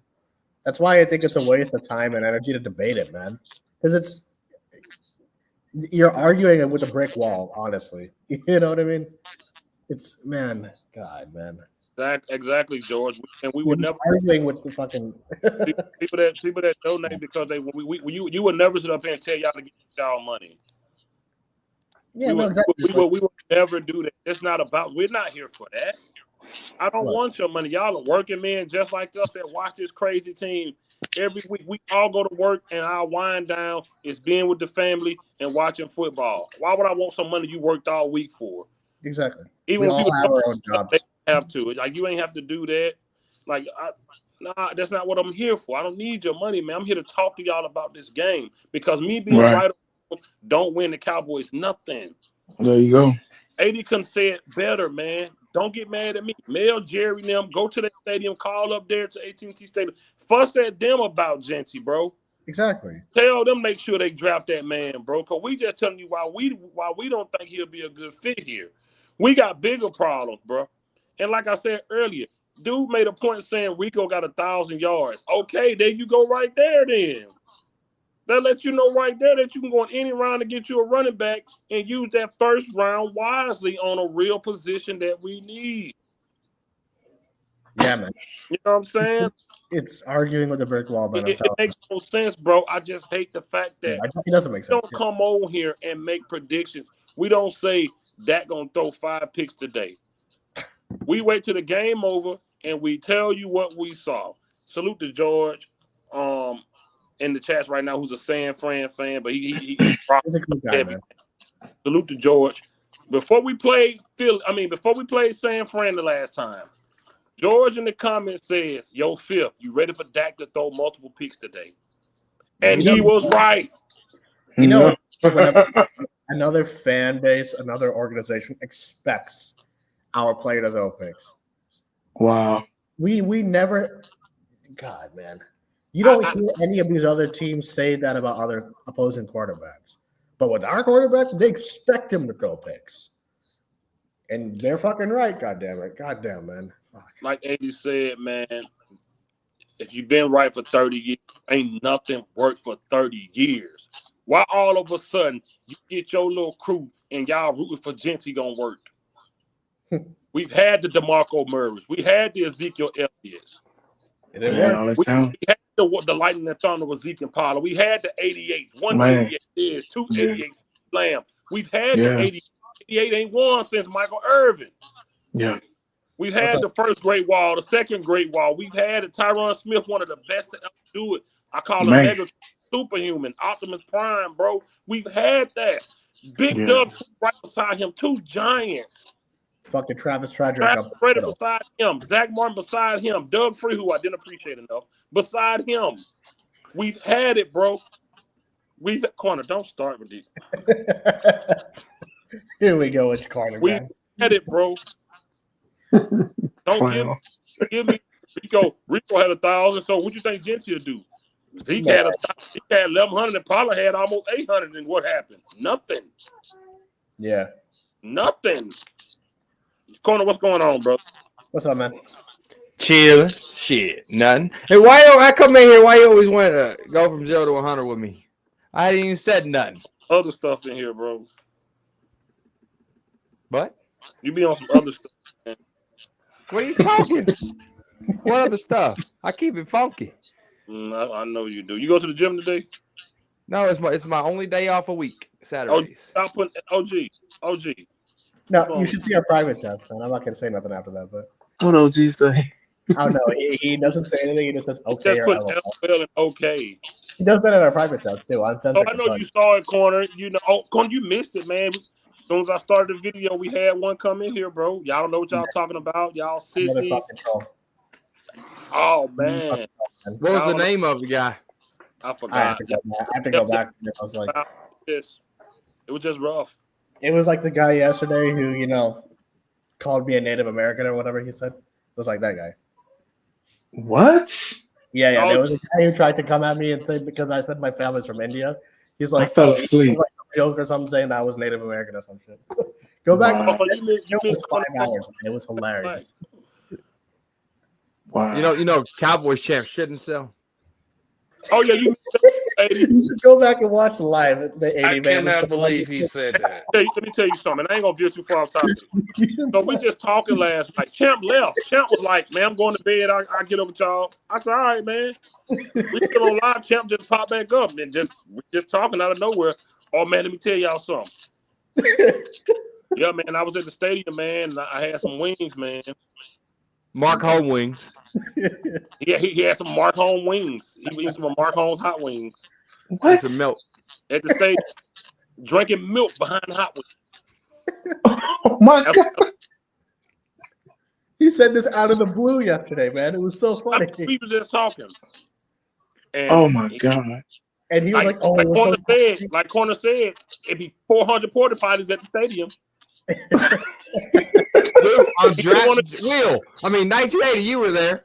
How many porta potties were at that draft? Man, it was a bunch of them. They had a parking lot designated for porta potties. Yeah. He didn't want to use no porta potties. So he tell us he get in his truck. He on the highway. He said traffic bad. He make it home, but he made it home. But that's for us. He made it. Man. No, he said he about to oh open my the God! He made it to the driveway. Damn, I fell asleep. He made it to the driveway. Now, why Champ chose to disclose this information with us? I don't know. Oh my God. Doo-doo pants it was unprovoked. I have no idea why he did it. Y'all are kidding me. Hey, no. 80, go to 4 hours and 25 minutes in that video. No, I save y'all shows. I save y'all shows for my ride home. Oh, I do that too. Too. Thank you. It get me through traffic. It gets me through traffic. I save it till Monday, and I listen. Oh man, I love it. I don't even want to know about it. I love it. 4 hours 25 minutes, man. It was from there, like the man. It was. I don't know why he told us crazy, man. He ate Marky Mark wings and drunk some milk behind it, and first he made it with his driveway. Dude, it's the most random thing. Like he just hopped on the show. He's like, "Hey guys, I got something to tell you. I shot champs, Cowboy champs, yeah, doo-doo pants champs." Yeah, he was like, "Oh guys, hey, I got news for you. I shot." Now, mind you, an hour earlier than that, he was told us he was going to bed. He got off. An hour before to end the show, man.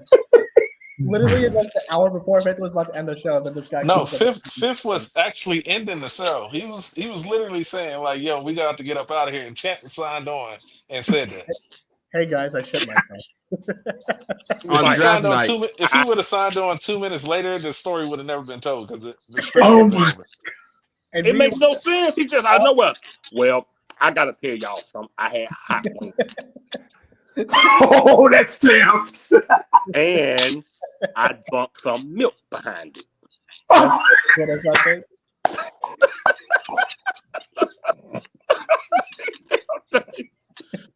So my stomach started bubbling.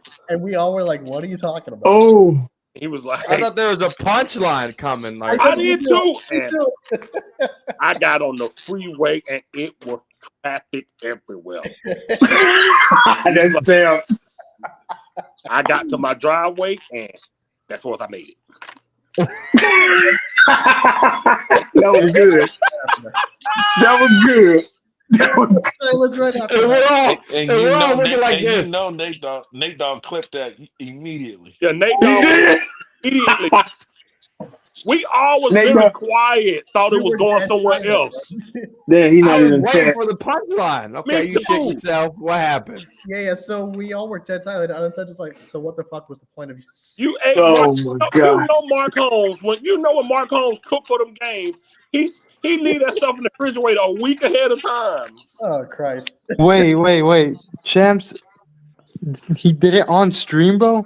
Yeah. 4 hours and 25 minutes. No. He told the story on stream, but he shit himself at the NFL draft when it was in Arlington. What? Dude, I missed out, bro. I missed that one too. I left the show by then, bro. Ain't no way. Yeah, you had left. No, yeah, a cool count. Like at 4 hours and 25 minutes, he just randomly comes back. He's like, "Hey guys." You. He just came back. I don't know why he came back out of the blue and said it, and it was. Oh my god.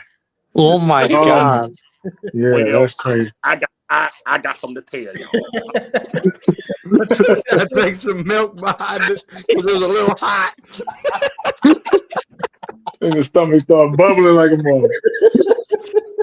Oh my god. Like, look, when he got done, we was like, bro, why you told us that?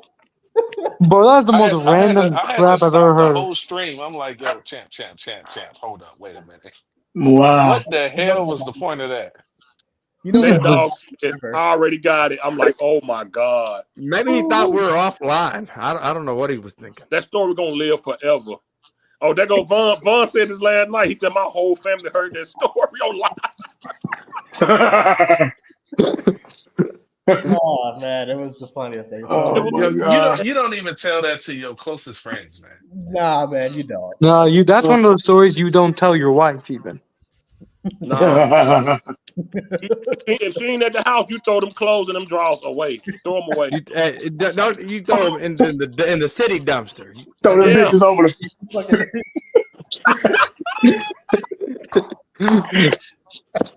Toss them bitches over the fence. Bro. Okay. Hey, look, corner in a corner like, bro, it's 400 porta potties out there. Why did you do it? You believe. Oh there were so many. I mean, I never seen so many porta potties in my life till this day. Holy fuck! And I know you had on khaki pants. Yes, I did. Khaki shorts. Yeah, he sure did. Jesus, OG, man, that's OG, what is this? It's supposed to be wild. What OG? What? I think he's practicing his lyrics. Yo, OG, come on stream and start rapping. Freestyle. Please no. Well, I got the fiend. We need a cream. Got to get a different team. Oh my god! I heard that, man. I almost had a wreck in traffic the other day. Said, bless his heart. Bless his heart. Jesus. I on him one time. I swear I didn't even know he rapped, and Uncensored was like, "Dude, he's rapping." Bless his heart. What are you talking about? Poor baby.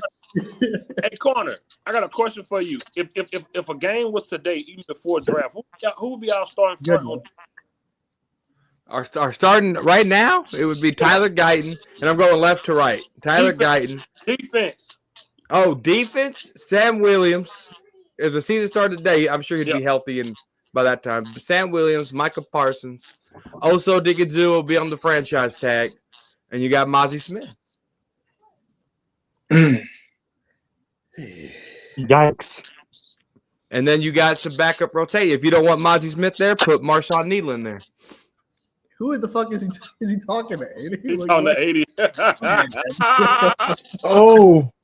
Jeez, man, calm down over there, man. See 80, they always see 80 all the time. I don't know. All the time. I don't know if it's his camera, but 98 does not have a big head. He's a normal formed human. I've met him. Man, you become so calm, man. Old 80. 80. We the one said it. Why did you come at 80? He didn't even say it. He's become. I don't know what. 80's Cool, Calm, Collective, and DJ Short. Calm down, I'm not Censor. short, bro. Calm down, Censor. Calm down, Censor. Hell, fifth quarter taller than I am. I'm sorry. 5'9". Allegedly. I still haven't met Fifth in person yet. Until I meet him in person, I ain't gonna believe it. You saw a picture of me and Fred. Me and Fred right head. Photoshop is real. I don't know. So you think Diggy Zoo again tagged? Oh yeah, 100%. What? OG, go to Billy. If there's one player that's a free agent out of 24 of them right now on the Cowboys team, and you're going to use a franchise tag, you're going to use it on Osa or Bland, right? No, Bland not a free agent though. Bland ain't a free agent yet. Yeah, free agent. Okay. You're going to keep Osa on the franchise. OG don't like me, man. What? Mozzie Smith, this year 3, right? It's about to be his last year. He's about to get traded. Hey, be careful. He got to get cut. You know what? You know what? Yeah, I'm with you. Right. Wait. Be careful. What trade value do you think he has? None. This is where you swap a player, like how we do with Nashawn Wright with Andrew Booth. You're gonna swap a player for player. Mozzie Smith with somebody with another defensive tackle that hasn't worked out on the roster. So you swapping trash cans. Yeah, basically to see if it which one smells worse. First round. Yeah. First round. 31 tackles and total. I will say this: Mozzie Smith looked better than Tristan Hill. That's not saying much, though, man. That's not that saying bar is much, pretty but low. I guess you're right. That That's bar not is saying pretty much, low. though. I mean, Debatable. sure, but I mean, Debatable. Tristan Hill was That's one of the worst definitely, tackles I've ever seen. that's definitely debatable. Like Fitz, you say debatable. Yeah, Oh yeah, I've been hearing debatable for almost 10 years in my ear. that's debatable. That's old school. And we'll be having a random conversation. Yeah, I went to Walmart. Debatable. Fine. People be fine. I don't know. Y'all are stupid, man. man, that's crazy, man. I picked up the kids from school. Debatable. But yeah, I don't know, man. That's why I said, bro. Sam Williams, D-Law. You think D-Law playing this year? No. Ooh. You don't think so? Ooh. You don't think he'll re-sign for cheap? Hey, I heard What's that. his cap hit? I'm sorry. Go ahead. No, go ahead. No, I was just saying. I heard that Washington was looking at that fool, man. Did y'all read that article? I didn't know that. Yeah, They can overpay for him. They can overpay for him. It's Pay him cool. 16 I mean, million, they 16 million they look to stop the run. they looking at him. They looking at him pretty hard, man. Like seriously. I mean, he ain't washed, but I think his time's up. Oh yeah, of course. Yeah. I think his time is up. His time. D-Law, he'll coach his pass. It's Marshawn Nealon time. His time is I mean, up. I would hope so. Seriously, I would hope so for real. I wouldn't mind it. We need and that regime, man. That old regime, Prescott. I slap him, man. That old regime, bro. D-Law, Zach Martin, Prescott. That's it. That's it. That's all we left. If D-Law goes and if Zach Martin retires, Jordan Lewis? You say Jordan Lewis? No. Before 2017. Before 17, but we can include J. Lou in the whole team. We can include him too. But everybody, that's like when you look around and all your high school buddies, y'all don't hang out no more. Like it's like, dang, everybody going. Yeah, I've been dealing with that for 15 years. Either y'all just not talking. Dak is about to be it. All these players bro, all those good players, man, then nothing, bro. That's why I'm glad some of those guys left and when they got a ring, man. yeah. To be Tyron thought he was gonna get one with Aaron Rodgers. We let's be honest. Tyron Smith thought he was gonna get one with Aaron Rodgers. Yeah. That old bastard. Everyone knew he wasn't gonna do shit. What old bastard? Aaron Rodgers. Rodgers. Tyron Smith had a better shot going to Buffalo. Go join up with Connor McGovern. Did y'all see what Jalen Smith said when he got signed to Green Bay? You know what he said? No. That was a long time ago. He said, this is why I wanted to be at in the first place. Cut the next day. Really? Then he went to the Giants. And then he was doing the victory formation with the Cowboys. Yeah. He did the Landry. Oh my God. Yeah. What? Something wrong with that guy, man. He was in a Giants uniform, playing middle linebacker, And doing the celebrating because we're doing the Tom Landry shift. The Landry shift, then did a fist pump. Mm-hmm. He did a fist pump after that, man. But yeah. like one topic we talked about, Corner, was just what's more important, getting Jeanty or getting an offensive lineman. What you think? Oh, you got to go offensive line. You got to protect the quarterback that's injury prone. And you have to open up running back holes for a running back that you might be getting in the 5th round. And so you O-line, I mean, if you played football and you don't understand the trenches, you don't understand football. And that's the bread and butter. That's where you set up the play action. That's where you set the tone. That's where you protect your quarterback. That's where you rush the passer. That's where you make the big hits. Like the trenches, it's a rough place. It's like a car wreck down there. I played a little defensive end in high school, so I know a little something down them trenches, all right? It hurts. It felt like I got in a car wreck the next day. I had bruises I didn't even know I could get bruises at. It's all because we're right there in them trenches. I don't understand how people that claim to be knowledgeable of the game would say anything other than that, knowing what we need, knowing that they love their precious Dak.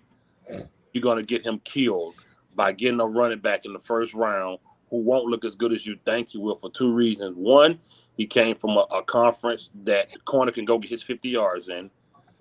I can get my 50 yards in the NFL, bud. Put respect on my name. And two, he's going to play behind a terrible O-line if they don't fix it. And they're going to blame again. Man, we should have fixed that O-line. Man, we should have got this guy. We should have got that guy. First of all, he's already a small back, 5'9". Don't want him. Don't want him. Give me a 6-foot monster. I'm telling you, I would take that guy. I would take a Mario Hampton. That's my number one running back. Go argue with your mama. Don't argue with me. I would take him, bro. It makes no sense. These fans are crazy. Oh yeah. I would rather take him in the second round than take Jeanty in the first. Shit. Mario Hampton's a first-round pick all day long. He won't be there. He'll be gone. He'll be gone, I think. He'll be gone. He'll be gone. Like, that's why I wouldn't mind. But like I say, that running backs are all over this board, man. They think this solves Dak problems. That's what they think. Yeah, of course. They think this man gonna run them into a Super Bowl. That's what they think. Saquon don't have new legs. He's behind a new O-line. That's what happened with Saquon. No, yeah. In year 7, you don't crack 2,000 yards unless you're AP. Yeah. Who in year 7 cracks 2,000 yards as a running back? Like I said, unless you're Adrian Peterson. Yeah, year 7? Yeah, no. Nobody does that. He's behind a whole new offensive line, and his talent that he's always had is in full effect. That's what it is. How many yards did Barkley have today? Or this year? Anybody know? This year he had over 2,000. And they have a good old line. I just said you don't crack 2,000 yards in year 7 unless he. How much did Derrick Henry have? 1,900. 1,900. Saquon had 2,005 yards. Yeah, but the Ravens have good O line. And Derrick Henry had Saquon Barkley has good O line. Also, they both have mobile quarterbacks. And but guess what though? Sometimes the quarterback needs to be a quarterback. And I'm not putting that game on Lamar because the tight end dropped a few balls, but Lamar did fumble. Man. Sometimes they take the ball out of they take it away from the best player and force you to be a quarterback that can get the job done. Look at the Seahawks Super Bowl. Throwing a slant in the Super Bowl. When you got Marshawn Lynch right there on the one. Yeah. Time they take it out of their hands. If a good team takes away, if we had Jeanty and win a playoff and we're one score away from going to the NFC Championship game, and they find a way to make Jeanty don't matter. You trust that? Of course not. No one does. Shown you in the playoffs to make you trust. Not even his own fans do, I bet. They trying to cover up a problem that eventually is going to come back and bite you. Jeanty ain't the Jesus of the Cowboys. But this what they thinking though, bro. They want every position to be Avenger type, bro, just for Dak, bro. They need Jesus, fucking Hercules on everybody in the sun. Fighting everybody. Zeus, his brother. Indian gods and shit. Hades. Put Hades out there. Even Indian gods and shit. I gotta go watch Hercules now. I want to watch it. And it's sad, bro, because they're gonna be let down. We've had so much talent. I can't talk about enough. From 2019, when our 3 receivers, including the slot receiver who almost had 900, our number 1 and number 2 had 1,000 plus, and Amari Cooper and Michael Gallup and Randall Cobb had 800 plus. Yeah. We went 8-8. Yeah. Yeah. From 2021 to 2023, we had some of the best offensive players in the league, running backs and wide receivers. Yep. Dak Prescott had the number to show it until it was time to really show it, and he couldn't do it. Yeah. Yeah. And I won't put all 3 of those games on him, but the most winnable game was 19-12. No, all 3 of those games you can put on him, absolutely, because he threw picks in every single one of the playoff losses. If he did that's a different thing. But the 2 games he threw picks. Oh, sorry, Corner. Go ahead, man. No, go ahead, dude. I thought you were done talking. Go ahead. He threw picks in both 49er playoff games. He threw 2 picks against the Packers, one being a pick 6. Motherfucker threw 60 attempts against the Packers in a playoff game. So, like, how in what world are you expecting it to win a playoff game? A lot, and it wasn't like he played well and everyone else stunk. He didn't come up big. One big game he stepped up in the last couple of seasons in terms of playoffs. The Tampa Bay game is the only playoff game he didn't have a pick in recently. So, I mean, I don't want to hear it, man. Yeah, Corn, I thought you had something to say. Oh, yeah, you had something to say, man. I forgot. All right. All right. I have a hot take, bro. Careful. Listen, bro. I think Dak has had more help around him than some all-time great quarterbacks have when they used to play the game. Like, for example, Tom Brady, bro. I feel like Tom Brady he worked better with less, bro. He had less to work with, and he still got the job done. Same with Mahomes. Same with Peyton Manning. Bro, like Dak, we get him everything, and yet he doesn't do anything, bro. He's just a regular season against bad teams quarterback. That's all he is. Yeah. No, that's what it is. 100%. And, dude, some people will say, oh, you're wrong. Like, other quarterbacks had a lot around them. It's not a hot take. But, dude, in my opinion, these guys, they will blame everything but the quarterback. Oh, 100%. It's like that's the way it is, right? I mean, and I agree with you. That's not a hot take for me. Dude, Dak can go 3 and out, 3 drives in a row. And on that 3rd drive where the defense is tired and they can't get the stop because the offense already went 3 and out, 3 and out, 3 and out. They'll say, the defense can't stop shit. Thank you. It's all over Twitter. They always do that shit with them. Did we not just see the offense go 3 and out, 3 and out, 3 and out?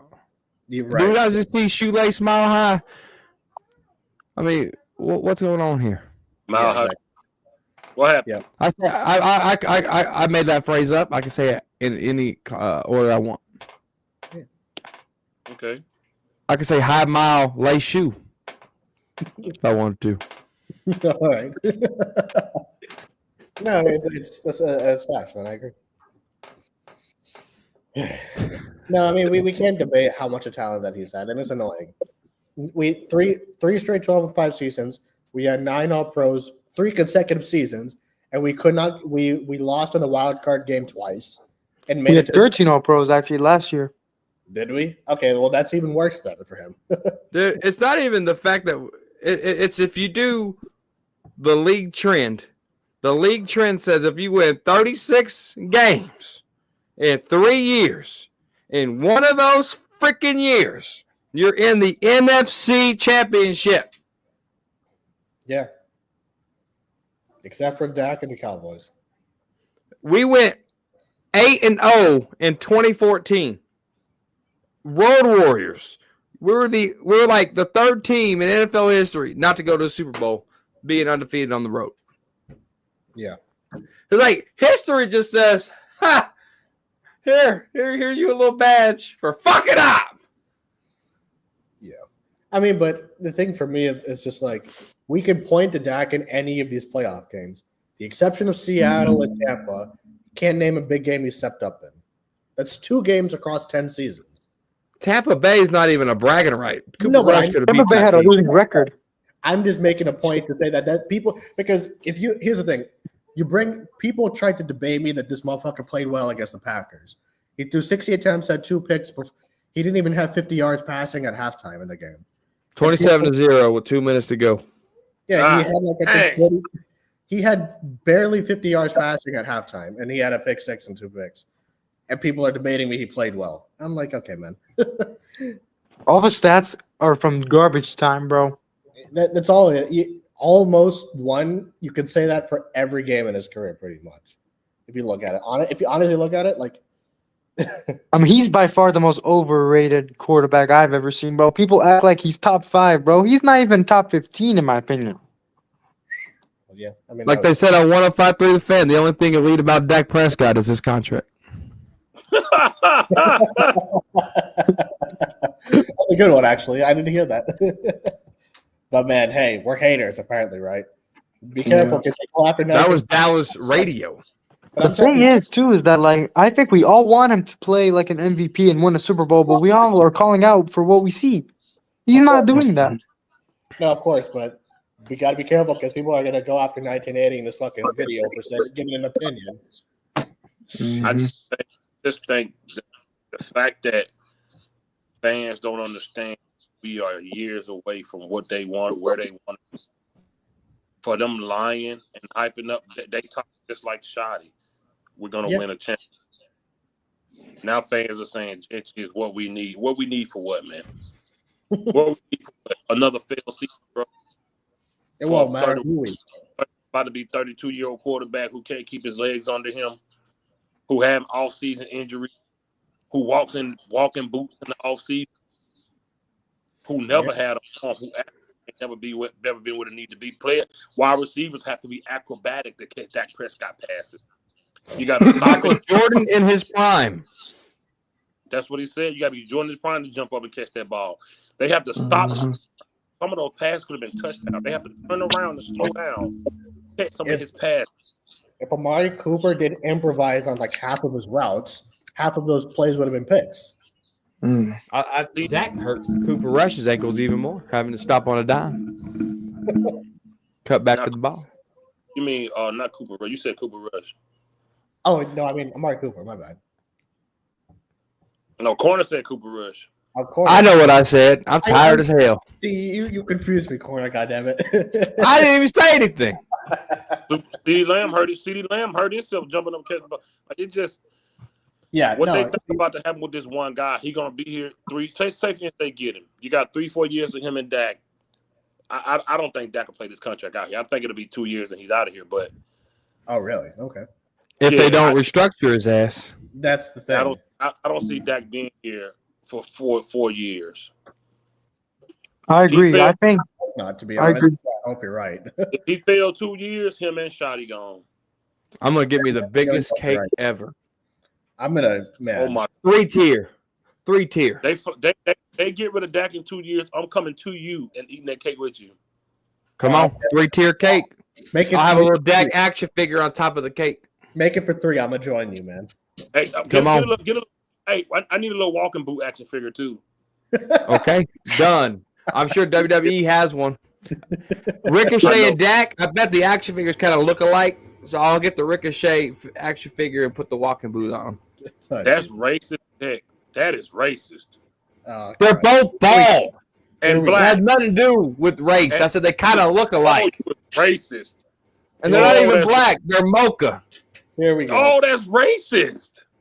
How is that racist? Because apparently fifth quarter, lick your elbow. Oh my god. That is so racist. What the fuck? Are you trying to say I'm ashy because I'm black? Man. I want you to just spend time trying to lick your elbow and be quiet while we talk amongst ourselves. Hey man, when you're driving home, man, go to the 3-hour mark. The moment this let me tell y'all something. Don't know 29 people. This man know how to speak fluid Spanish. He be lying. Here we go again. No, I don't. Yo, I'm telling you, I'm lying. And he say 3% black. He's lying about that too. I pulled it up and showed my DNA ancestry. You hit at 80, 3% black. You hit he was saying this he was saying this all live yesterday, man. All live, Eshawn. All live. All live. That was a 4-hour stream, and for 4 hours I was talking about being 3% black. I'm kidding, man. It was the last 2 hours. All live, Eshawn. The last 2 hours of the show. Nate Dogg. Like there's like a blip of time. Man, 2 hours is a lot of time, man. Nate, before we get out of here, Nate, I ask you, what did after Hulk Hogan lied, like Taker dropped him on his neck? What did he? Oh, you got me. What did he tell him? Who did he tell him get on the phone? Get my wife and kids on the phone. This man he lied like Taker dropped him on his neck in the tombstone and sat there and oh, you got me, brother. Get my wife and kid like he's dying. Hulk Hogan is a piece of crap. Oh my God. Biggest POS. Taker still hate him to this day. Still hate him. Oh yeah. I was watching 6 Feet Under podcast and they were reacting to Hogan getting booed and Taker was laughing his ass off. Really? Man, that stream when y'all was watching, I mean, y'all was talking wrestling. I wish I'd have been on that stream, man. I'm a wrestling guy through and through. Well, I used to be. But Corner just said last night. He said last night, he said 80 got to be a wrestling guy because he talked like he cut promos. Yeah. Man, I go back wrestling. Shit, I go back. My dad, we used to go to watch the Von Erichs at the Sportatorium down here downtown Dallas. Right. Yeah, they was in the Texas territory. Yeah, man, we used to watch the Von Erichs, man. They used to come down after my granddad. He knew the owner of the Sportatorium, so we used to go up there by the catwalk and shit, watch him come down. And Iceman King Parson, all of Stone Cold, he got his start there. Undertaker got his start there when he was mean before the WWF. Mark. Mean Mark Talent.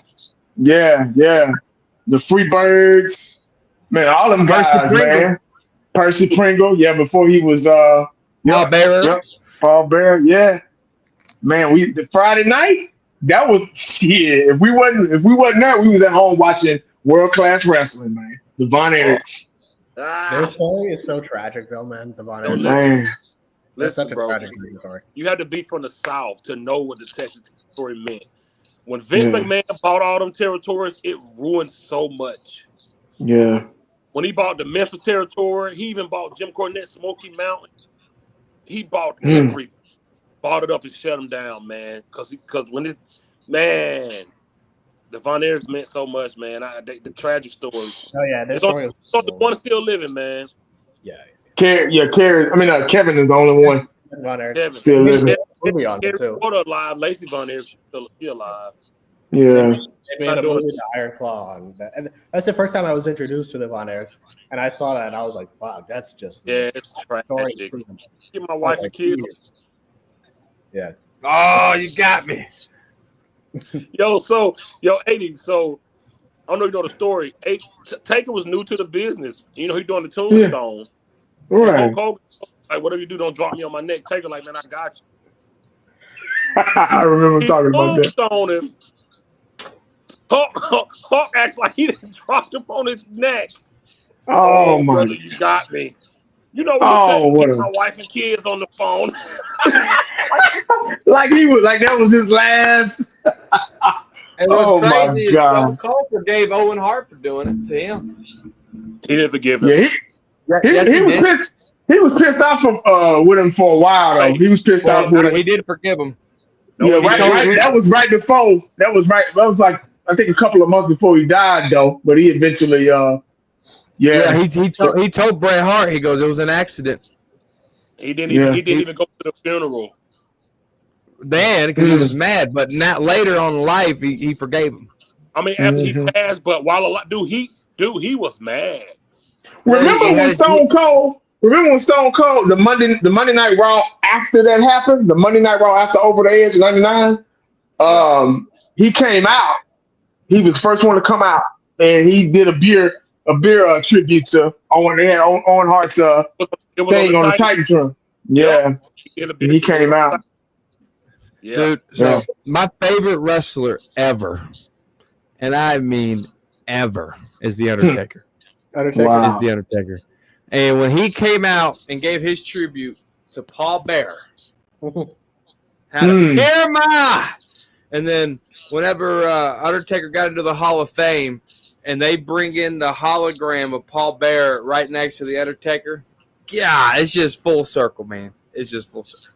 Wow. Yeah, Undertaker is my dude. Goldberg ended.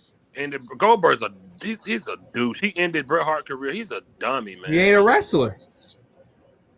Yeah, I remember that. Yeah, he sure Bret did. Hart won in WCW no time. He had, him and Vince can come to an agreement. Vince said, "Man, go get your money. Go on over to WCW." Bret Hart ended it, kicked the man. He's dumb, an idiot, man. Goldberg was a dummy, man. But yeah, Ralph, bro. Oh my God, dude. Who's your Mount Rushmore? Who's your Mount Rushmore? If you know wrestling, give me your Mount Rushmore. There's only 4 of them. Shawn Michaels, Ric Flair, Sting, and The Undertaker. Wow. I'm not going for back. I can go back to the 80s, but I'm keeping it in what I watched. Shawn Michaels, because there's none better. Shawn Michaels, Ric Flair. The way he sold. I'm gonna take out. I'm gonna say Shawn Michaels, Ric Flair, Undertaker, and my 4th one. It's a tough one. 4th one. Man, this is a tough one, man. Man, Roddy Piper. Roddy Piper? Okay. He was a good heel. Really good heel. Yes, he was. Yeah, he's one of the greatest bad guys of all time.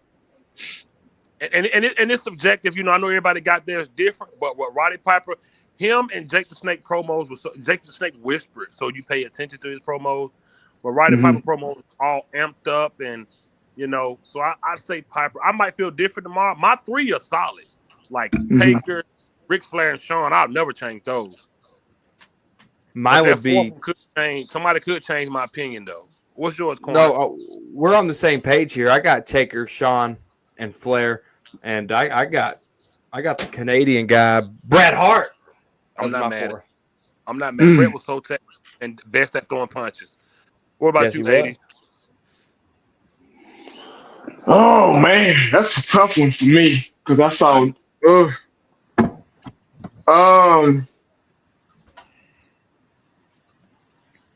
I gotta say, I gotta put Stone Cold in there. Got to. Shattered. Gotta put Stone Cold in there. I want to put The Rock in there. I was gonna ask. I want to put The Rock in there. Just all charisma. Now wrestling ability, no. But as far as what he brought, I want to put him in his mic skills and stuff like that. I got to put Andre. I got to put Andre the Giant in there too. I got to put him in there. Okay. And then one more. It's out of. A lot of people are not gonna like this, but he brought so much to wrestling. He paved the way for a lot of people too. But it's either out of Macho Man and Hulk Hogan. I'm not mad at nobody holding on their Mount Rushmore. He's a piece of crap, but Personally, he's a jackass. But when you think about wrestling, you can't help but think about Hulk Hogan. Vince. But Macho Man was the most charismatic. He was the best on the mic. He was even better than Rock and Stone Cold. Macho Man was the promo king. I mean, the promo king, just out of nowhere, boom. Him, Stone Cold, and The Rock were probably the best 3 promo cutters. Okay, now we got our Mount Rushmore. Now check this out. Hear me out. Who is the mountain holding the Mount Rushmore? That's a good question. Say that again. Who is the mountain that holds up the Mount Rushmore? For me, Hulk Hogan. Yeah, I think it's Hulk Hogan. You got to think about people as much as you hate them personally. You got to think about how he's paved the way for so many other him and Andre the Giant. It's out of him and Andre the Giant. If WrestleMania 1 don't work, Vince put the house up for WrestleMania 1. If WrestleMania 1 is not a success with Hulk Hogan, Mr. T, it is over. Hulk Hogan saved that. He's a piece of crap, but Hulk Hogan, the Hulkamania, nobody has sold more merch. Nobody. I gotta give it to him. He's holding it up, bro. Hulk Hogan was big, larger than life, man. And WrestleMania 3, him and Andre the Giant. 3, right? Yeah. Oh, and that one, yeah. Him and Andre the Giant. Was that the one with Cyndi Lauper and them on? Was it 3? I think so. Yeah. I like it. Him and Andre the Giant. My favorite WrestleManias was him and Andre the Giant. I think Macho Man and Ricky the Dragon Steamboat. That was probably one of the greatest matches of all time. Yeah. And Rock and Stone Cold. What was it? WrestleMania 14 or 15 or 17? Was it 17? I think it was 17 because WrestleMania 17 is my favorite WrestleMania. That was when Linda McMahon was in the wheelchair, and Vince McMahon and Trish are getting after it and stuff, and Shane's trying to fight for his mama, and then Linda McMahon gets up out of the damn corner of the ring, kicks McMahon in the jewels. Oh man, the crowd pop when Linda came up from the ashes of being no lights on. Yeah. 17 went down as one of the most best WrestleManias ever. But 15 was good. And I always say it every time we talk about wrestling because I was there. I was at WrestleMania 15. Were you? Yeah, man. My uncle put me on wrestling when I was a little boy. He used to give us New Japan Pro Wrestling tapes. That's how I started watching wrestling.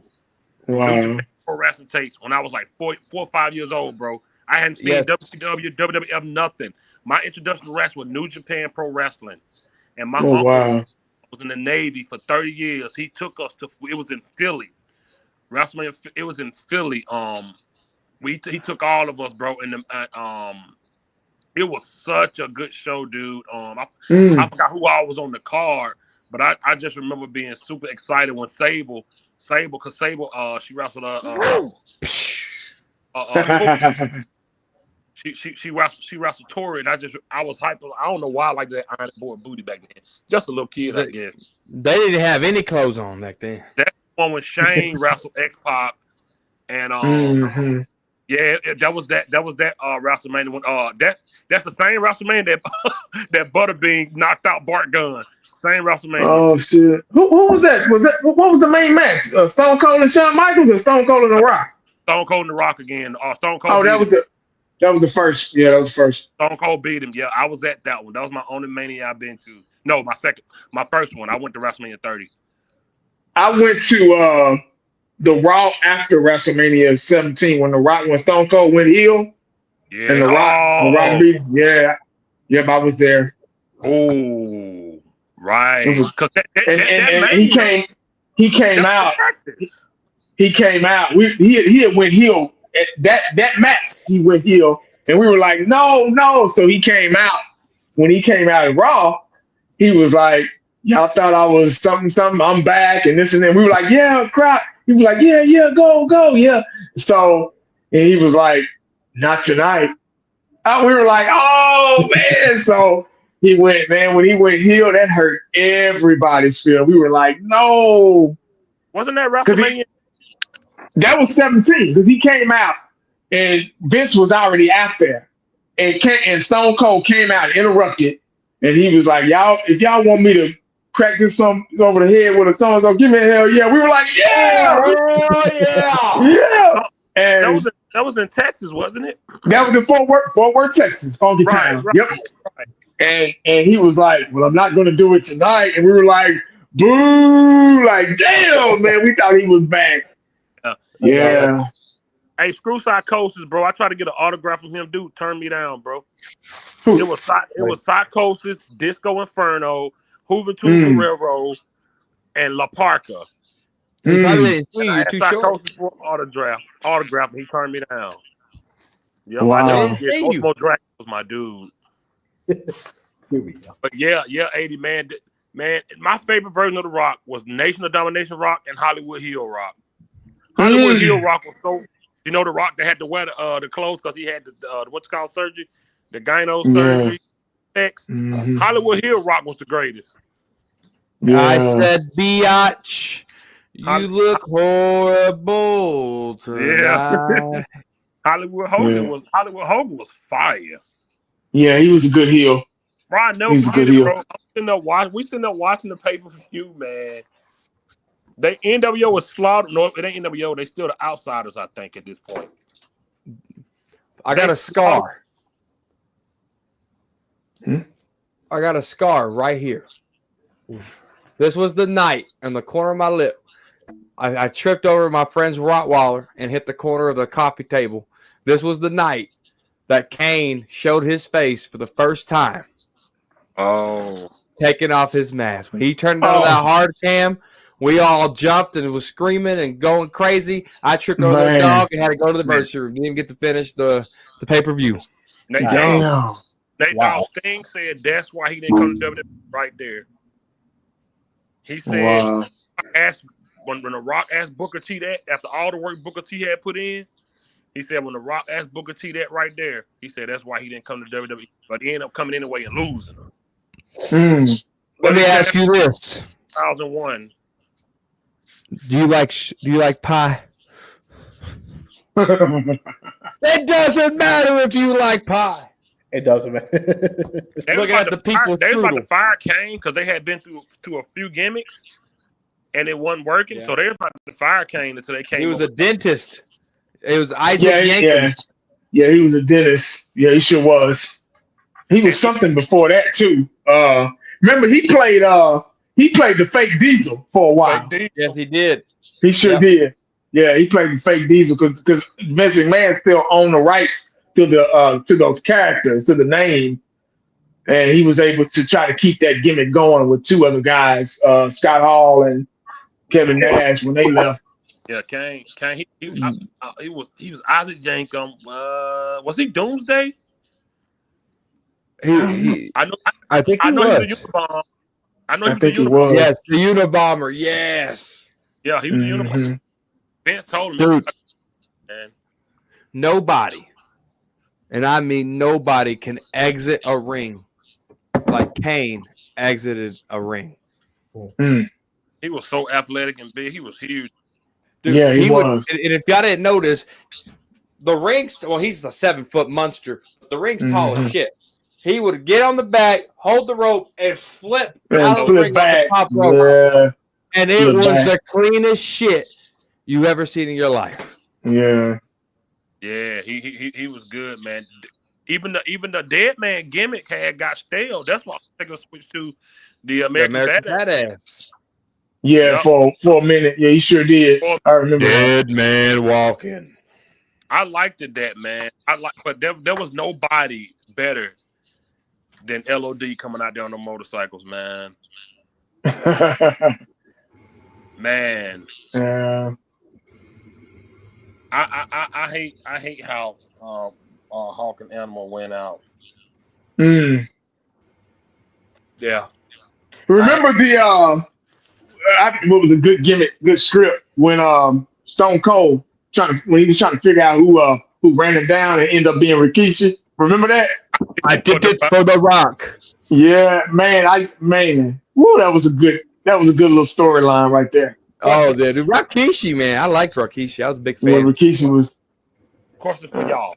Do y'all think the Montreal Screwjob was a work or was it real? It was real. I think it was real. I think Bret Hart. I think Bret Hart still wanted to be a contender for the championship. I think he deserved it at that time, and I think Vince secretly wanted to go in another direction, which was Shawn Michaels at that time, and he didn't tell Bret Hart, about it, 100% about it. So when it happened, that's why he was so pissed off and shocked about it. The reason why I know it was real, nobody since that day has spit a loogie in Vince McMahon's face, and nobody has ever put a different brand spelled out in the air. WCW. Yep. No one's ever done that since that day. I remember that. That was 100% real. I literally go year for year, and I change my opinion every time. Sometimes I say it's real, sometimes I say it's real. I just don't think. Kevin Nash still say to this day he don't think it was real. I don't know, man. Kevin Nash wasn't in that circumstance. No, that's not the point. But his homeboy from the clique, Shawn Michaels, was. Well, yeah. Kevin Nash. But Shawn Michaels had to play stupid. Ah, man, I don't know, bro. Triple H had to play stupid. The referee had to play stupid. I go back and forth about it, man. The circle of that was so tight, a fart couldn't even squeeze out of it. I go. Was that before DX? No. Yeah. Yeah, that was before DX. That was before DX. No, it wasn't. Yes, it was. Was DX? Was it strong? I don't know if it was strong because Rick Rude. Y'all remember Rick Rude started the DX. Remember Rick Rude used to come out with the suit on. Yeah. He used to come out with the suit on and the briefcase, and he started DX with Shawn Michaels. When Rick Rude left, Shawn Michaels took over. I got and told you, man. You could debate a lot of stuff, but wrestling is not one of them. It wasn't before DX. It wasn't before DX. When did DX start? Matter of fact, I got Bret Hart was leaving. DX was already for DX started in '96. Watched it live. He was like, you know what? We are degenerate. Degeneration X. That was in '96. The Montreal Screwdriver was '97. August 11th, 1997 was DX. No. Let's see. Let me look.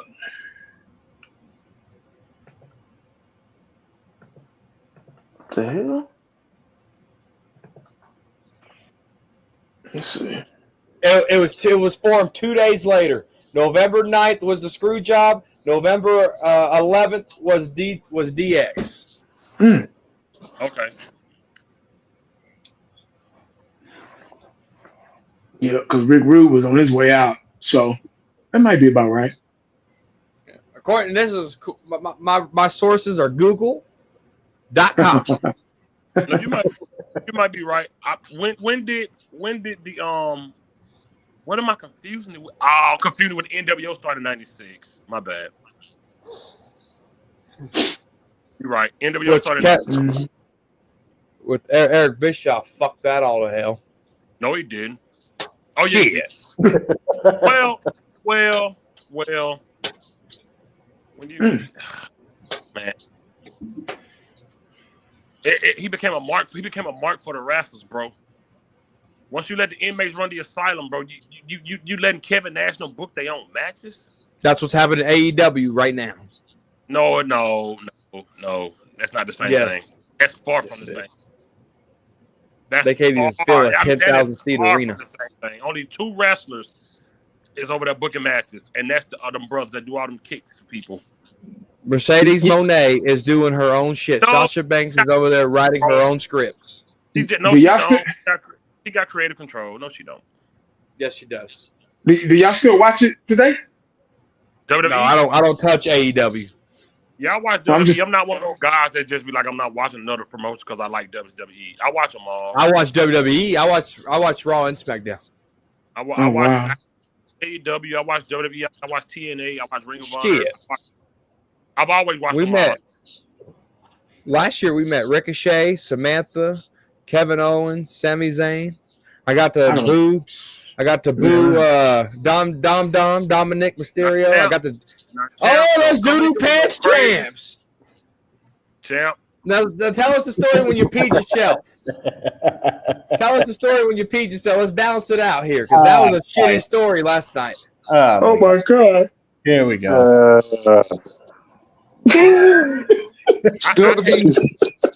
Eddie, be careful, man. Raw was so sad after Eddie died, man. Oh man. Oh yeah. Eddie was cold, man. Man, Raw was sad. Oh my god. The Radicals. The Radicals. Who's the Eddie Radicals? Eddie Guerrero, Perry Saturn, Dane Malenko, Chris and Benoit, right? Chris Benoit. They debuted in WWE and they left WCW in '99. They was cool. Him and Eddie was cool. Remember Chris Benoit was part of Four Horsemen? Oh yeah, he sure was. They started letting everybody, and they let Brian Pillman in it. No, Brian Pillman was cold, man. That's the one, man. He was awesome before he got shit. Yeah, him and Stone Cold, Stunning Steve had to give me the Hollywood Blondes going in WCW. Man, Steve Austin versus Chris Adams when he was in WCCW. Oh yeah, I remember that. Yeah, that was fun. Yeah, that was a good one. I remember that time when Champ shit himself at the draft.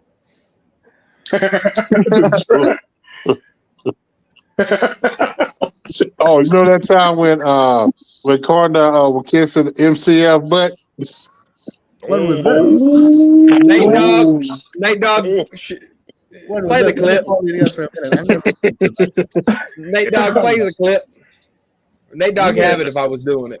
Yeah, Jay, hey, old school wrestling fans, man. Like if in the '90s, if you watch wrestling, you were flicking back and forth from WWF to WCW. The hell yeah. He was going strictly Raw to USA, man. And if you stayed around long enough after WWE, you watched Thunder in Paradise with Hulk Hogan. After WWF went off, Thunder in Paradise came on. Hulk Hogan. Yeah, man, those good times, man. Like after the golden, not the golden era. What was the early '90s era before Attitude Era? I forgot. It was the golden era. That was the golden era. It was the family era. That was the golden era. Yeah, it was the golden era. Hogan, Macho Man, all them guys. That's when they had all the gimmicks. That's when they had the plumbers and the doinks and all the crazy names. They had characters. Yeah. This man had a fucking egg in 1990s just sitting there waiting for the fucking egg to hatch. And Undertaker thought he was going to be Eggman. I remember when Y2J debuted, then nobody know. I mean, I knew because I used to be on the dirt back then. When he I remember that when the Rock was cutting a promo in the middle of the ring and Y2J came out and interrupted him. Yeah. Yeah, that was good times, man. I used to record it. I used to record it every week. Monday. I didn't miss an episode of Raw or SmackDown. SmackDown was Thursday night back in the day, and I got all of those on. Yeah, SmackDown was Thursday night. Yep. Yeah, because Rock said that was his show. Yeah, that was SmackDown. It was after him. It sure was. Shotgun Saturday night. Oh, Shotgun Saturday night is if you didn't have cable, and it will show you what you missed on Raw. Because a lot of times we didn't have cable all the time. It was off and on in our family, and it would show us. We watched Shotgun Saturday night because we couldn't see Raw. Because if you didn't have cable, you couldn't watch Raw, Monday Night Raw. So you have man. All them old shows, man. Velocity, Saturday night, Sunday Night Heat, Sunday Night Heat too. It was a recap too. Yeah, it was. Yep. See, back in the '80s in the Dallas area, on Channel 11, Saturday nights they had WCCW wrestling. I was just talking about that. 3 hours. The Von Erichs? Yeah. Von Erichs, Freebirds. You had Gino Hernandez. Yeah. Greg the Snake. Yep. Iceman King Parson. Remember Iceman? The Ultimate Warrior, but he was the Dingo Warrior. He was the Dingo. He was the Dingo Warrior. Yeah, shoot. Man. And the guy that played Lance Von Erich, they say he was a flake.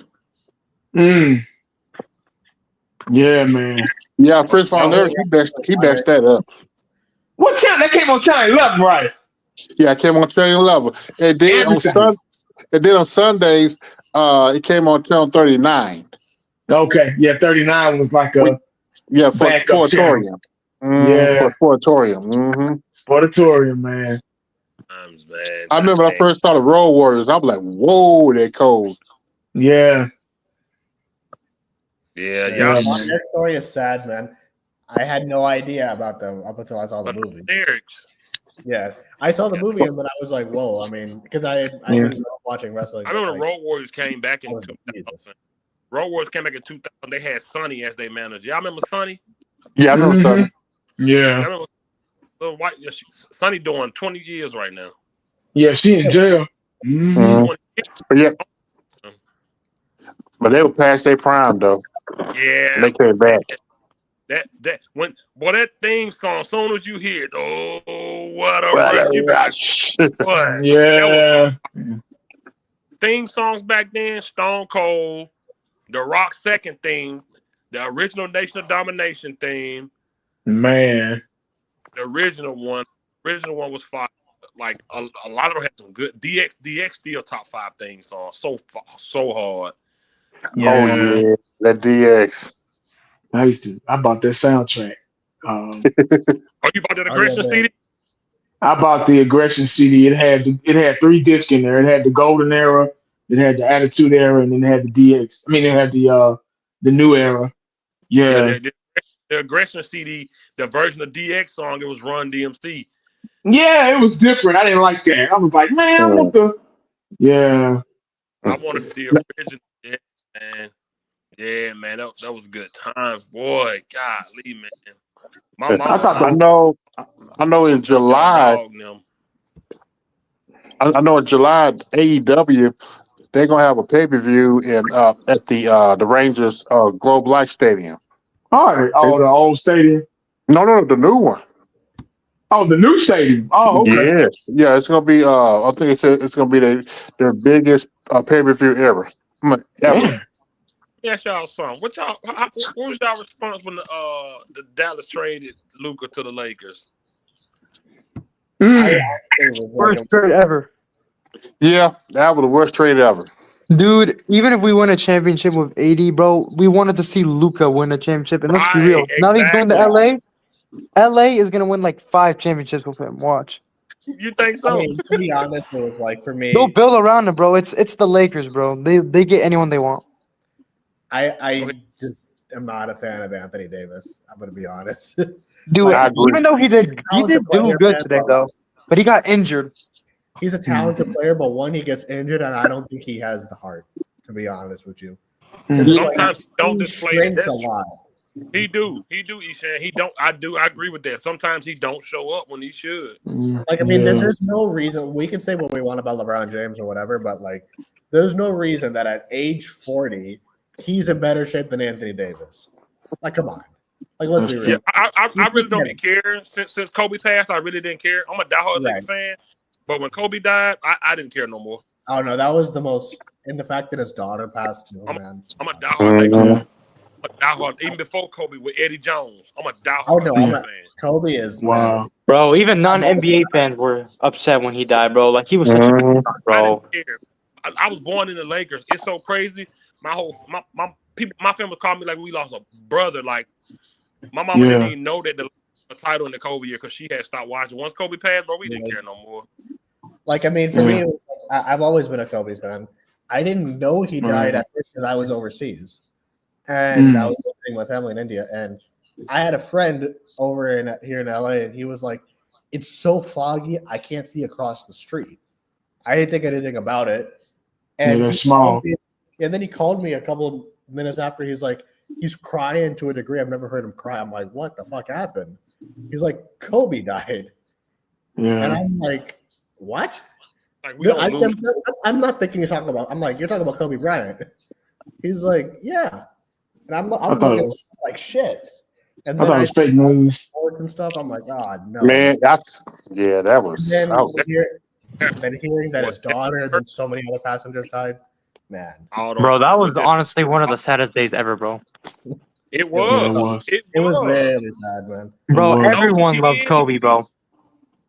I mean, people that even watch sports hated like Kobe, like one of the greatest, one of the top 5. Oh yeah, I think I always thought, we know Jordan's. Now, I come from the '80s, so Jordan's basketball to me has changed so much. I don't even watch it anymore, really. No, So same here. the Luka trade really didn't bother me like it would have bothered me 10 or 15 years ago. Right. Because it's a different game now. Right. I miss power forwards and centers. Yeah. I like that basketball. I miss watching the Knicks and the Pacers play against each other because you was gonna get some real basketball. Like The 80s, 90s, and the early 2000s, that was when I watched basketball. I loved basketball. I was like, when football was over with, boom, basketball. I was immediately. Now I can care less because it's not everybody's shooting threes, jumping around, 3-point line. It's just it's not the same physical game that I'm used to watching. But No I think defense.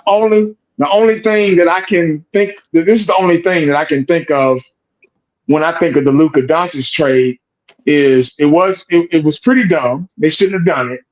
Yeah. But the only two reasons why I think is because of his attitude and his conditioning. Conditioning, yeah. Yeah. That's the only reason. That's the only reason why I think that they made that decision. Which makes sense. The Lakers, they feel that LeBron is on his way out, so they need an instant. There's no way the Lakers can be a team without a superstar. They have to have one. They have to have one, yeah. So that's why I think that's why they did that. The conditioning for sure, I think, was what it was because even if you just look at him, he looked like he had a belly.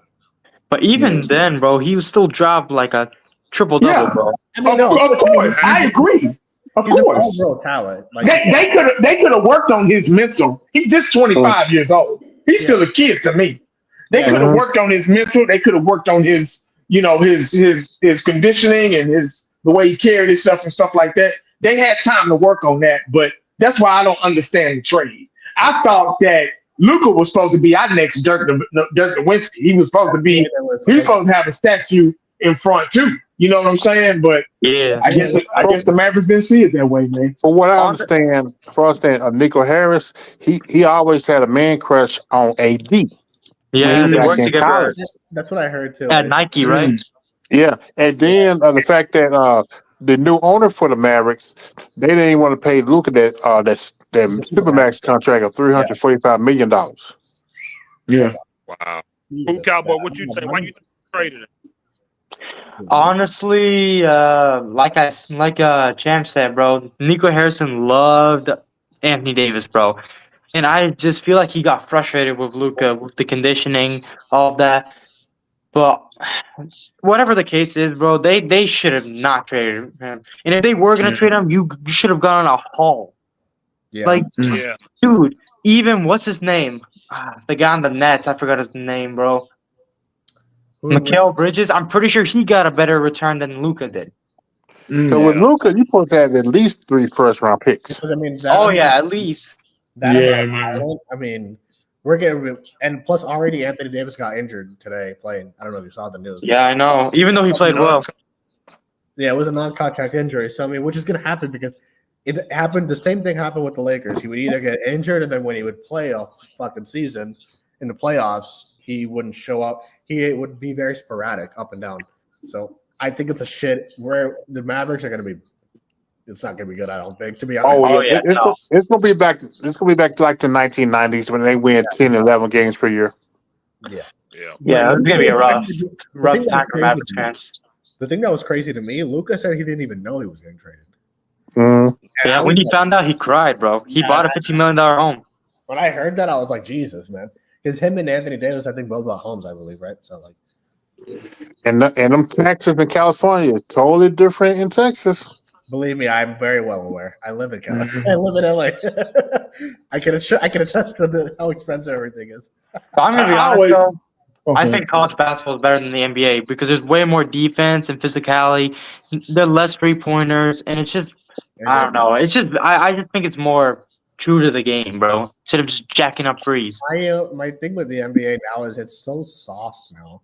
Like, I know, bro. That's why I watch college basketball, bro. I'm telling you. It's entertaining in spurts, but it's just for me. It's just like back in the day, you have to be like rip someone's head off for it to be a foul to a degree, almost, right? So like Now, if you breathe on somebody, it's a And I foul. mean, especially with the amount of flops and stuff and all of these player entitlement stuff, it's I don't know, man. I only watch honestly during the playoffs. If I'm gonna be real, Like I've stopped watching basketball a lot. It's not that I don't. I love the game, but I mean, it's just like.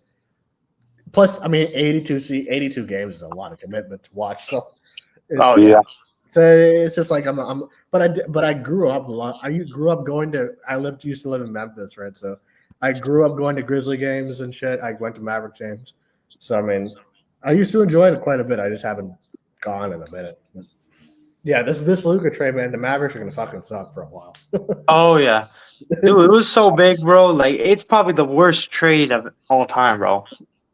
I mean, it's not good, but unless Luka doesn't resign with the Lakers, which he probably will. To be oh, honest. he will. But I'm just saying, if he doesn't, then with him and LeBron, they're gonna make a Western Conference Finals. So we'll see how it goes. But I mean, yeah, we'll see. I want to see the game. I'm gonna watch the game when they come back to Dallas, bro. That's gonna be a crazy game. The only issue I have about the Lakers is that fucking. I have no hate against the kid, but Bronny James, man, like I oh my god, bro, that's the definition of nepotism. No, it is for sure, but I mean, it's like I have no issue with him, but I mean, it's just he's not ready at all, and anyone can see it. No, he will never be a good NBA player in my eyes. He might be a role player at best. I mean, he plays decent in the G League from what I've seen, but like, I mean, it's not like he's not on that level. So I mean, he has another son too. I think that's gonna go to Arizona. Is it? Yeah, Bryce James, but he's actually better than Ron. That's what I heard. Is he really? Okay. Yeah, he is. We'll see. Yeah. Anybody got anything before we get out of here, man? Nah, man. Nah. Are y'all watch the game tomorrow, or y'all don't give a damn? I'll watch it. Yeah. I'm gonna watch the Super Bowl. I mean, look. Super Bowl. Yeah, I'm gonna watch it. I gotta be honest. I know we hit the Eagles. I think they're gonna win. Yeah, because like I agree. The Kansas City Thieves are the Thieves, but the Eagles have a better team. If we're just being honest, I hate the fucking Eagles with the intensity of 1,000 Suns, but I think they're gonna win, and it's gonna be miserable. Especially, it's gonna stick to Jerry more if the Eagles win. You know, maybe that would get him to wake up, but I doubt it because when they won before, he didn't do anything. So no, he won't do anything regardless. But in Philly, he don't care. No, he doesn't care. But no, he don't. As long as he's getting the checks, which he will. More money than don't care, man. No, yeah, he's 100% gonna make more checks. We already know that. We gonna get out of here, man. We probably right, review the Super Bowl on WTF Monday or something. How it went and talk about that. But yeah, salute to everybody for coming on, man. All right, man. Take it easy. All right, see you guys. All right.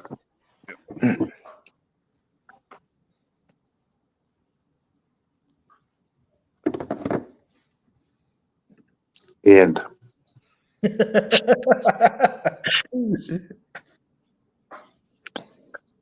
Okay.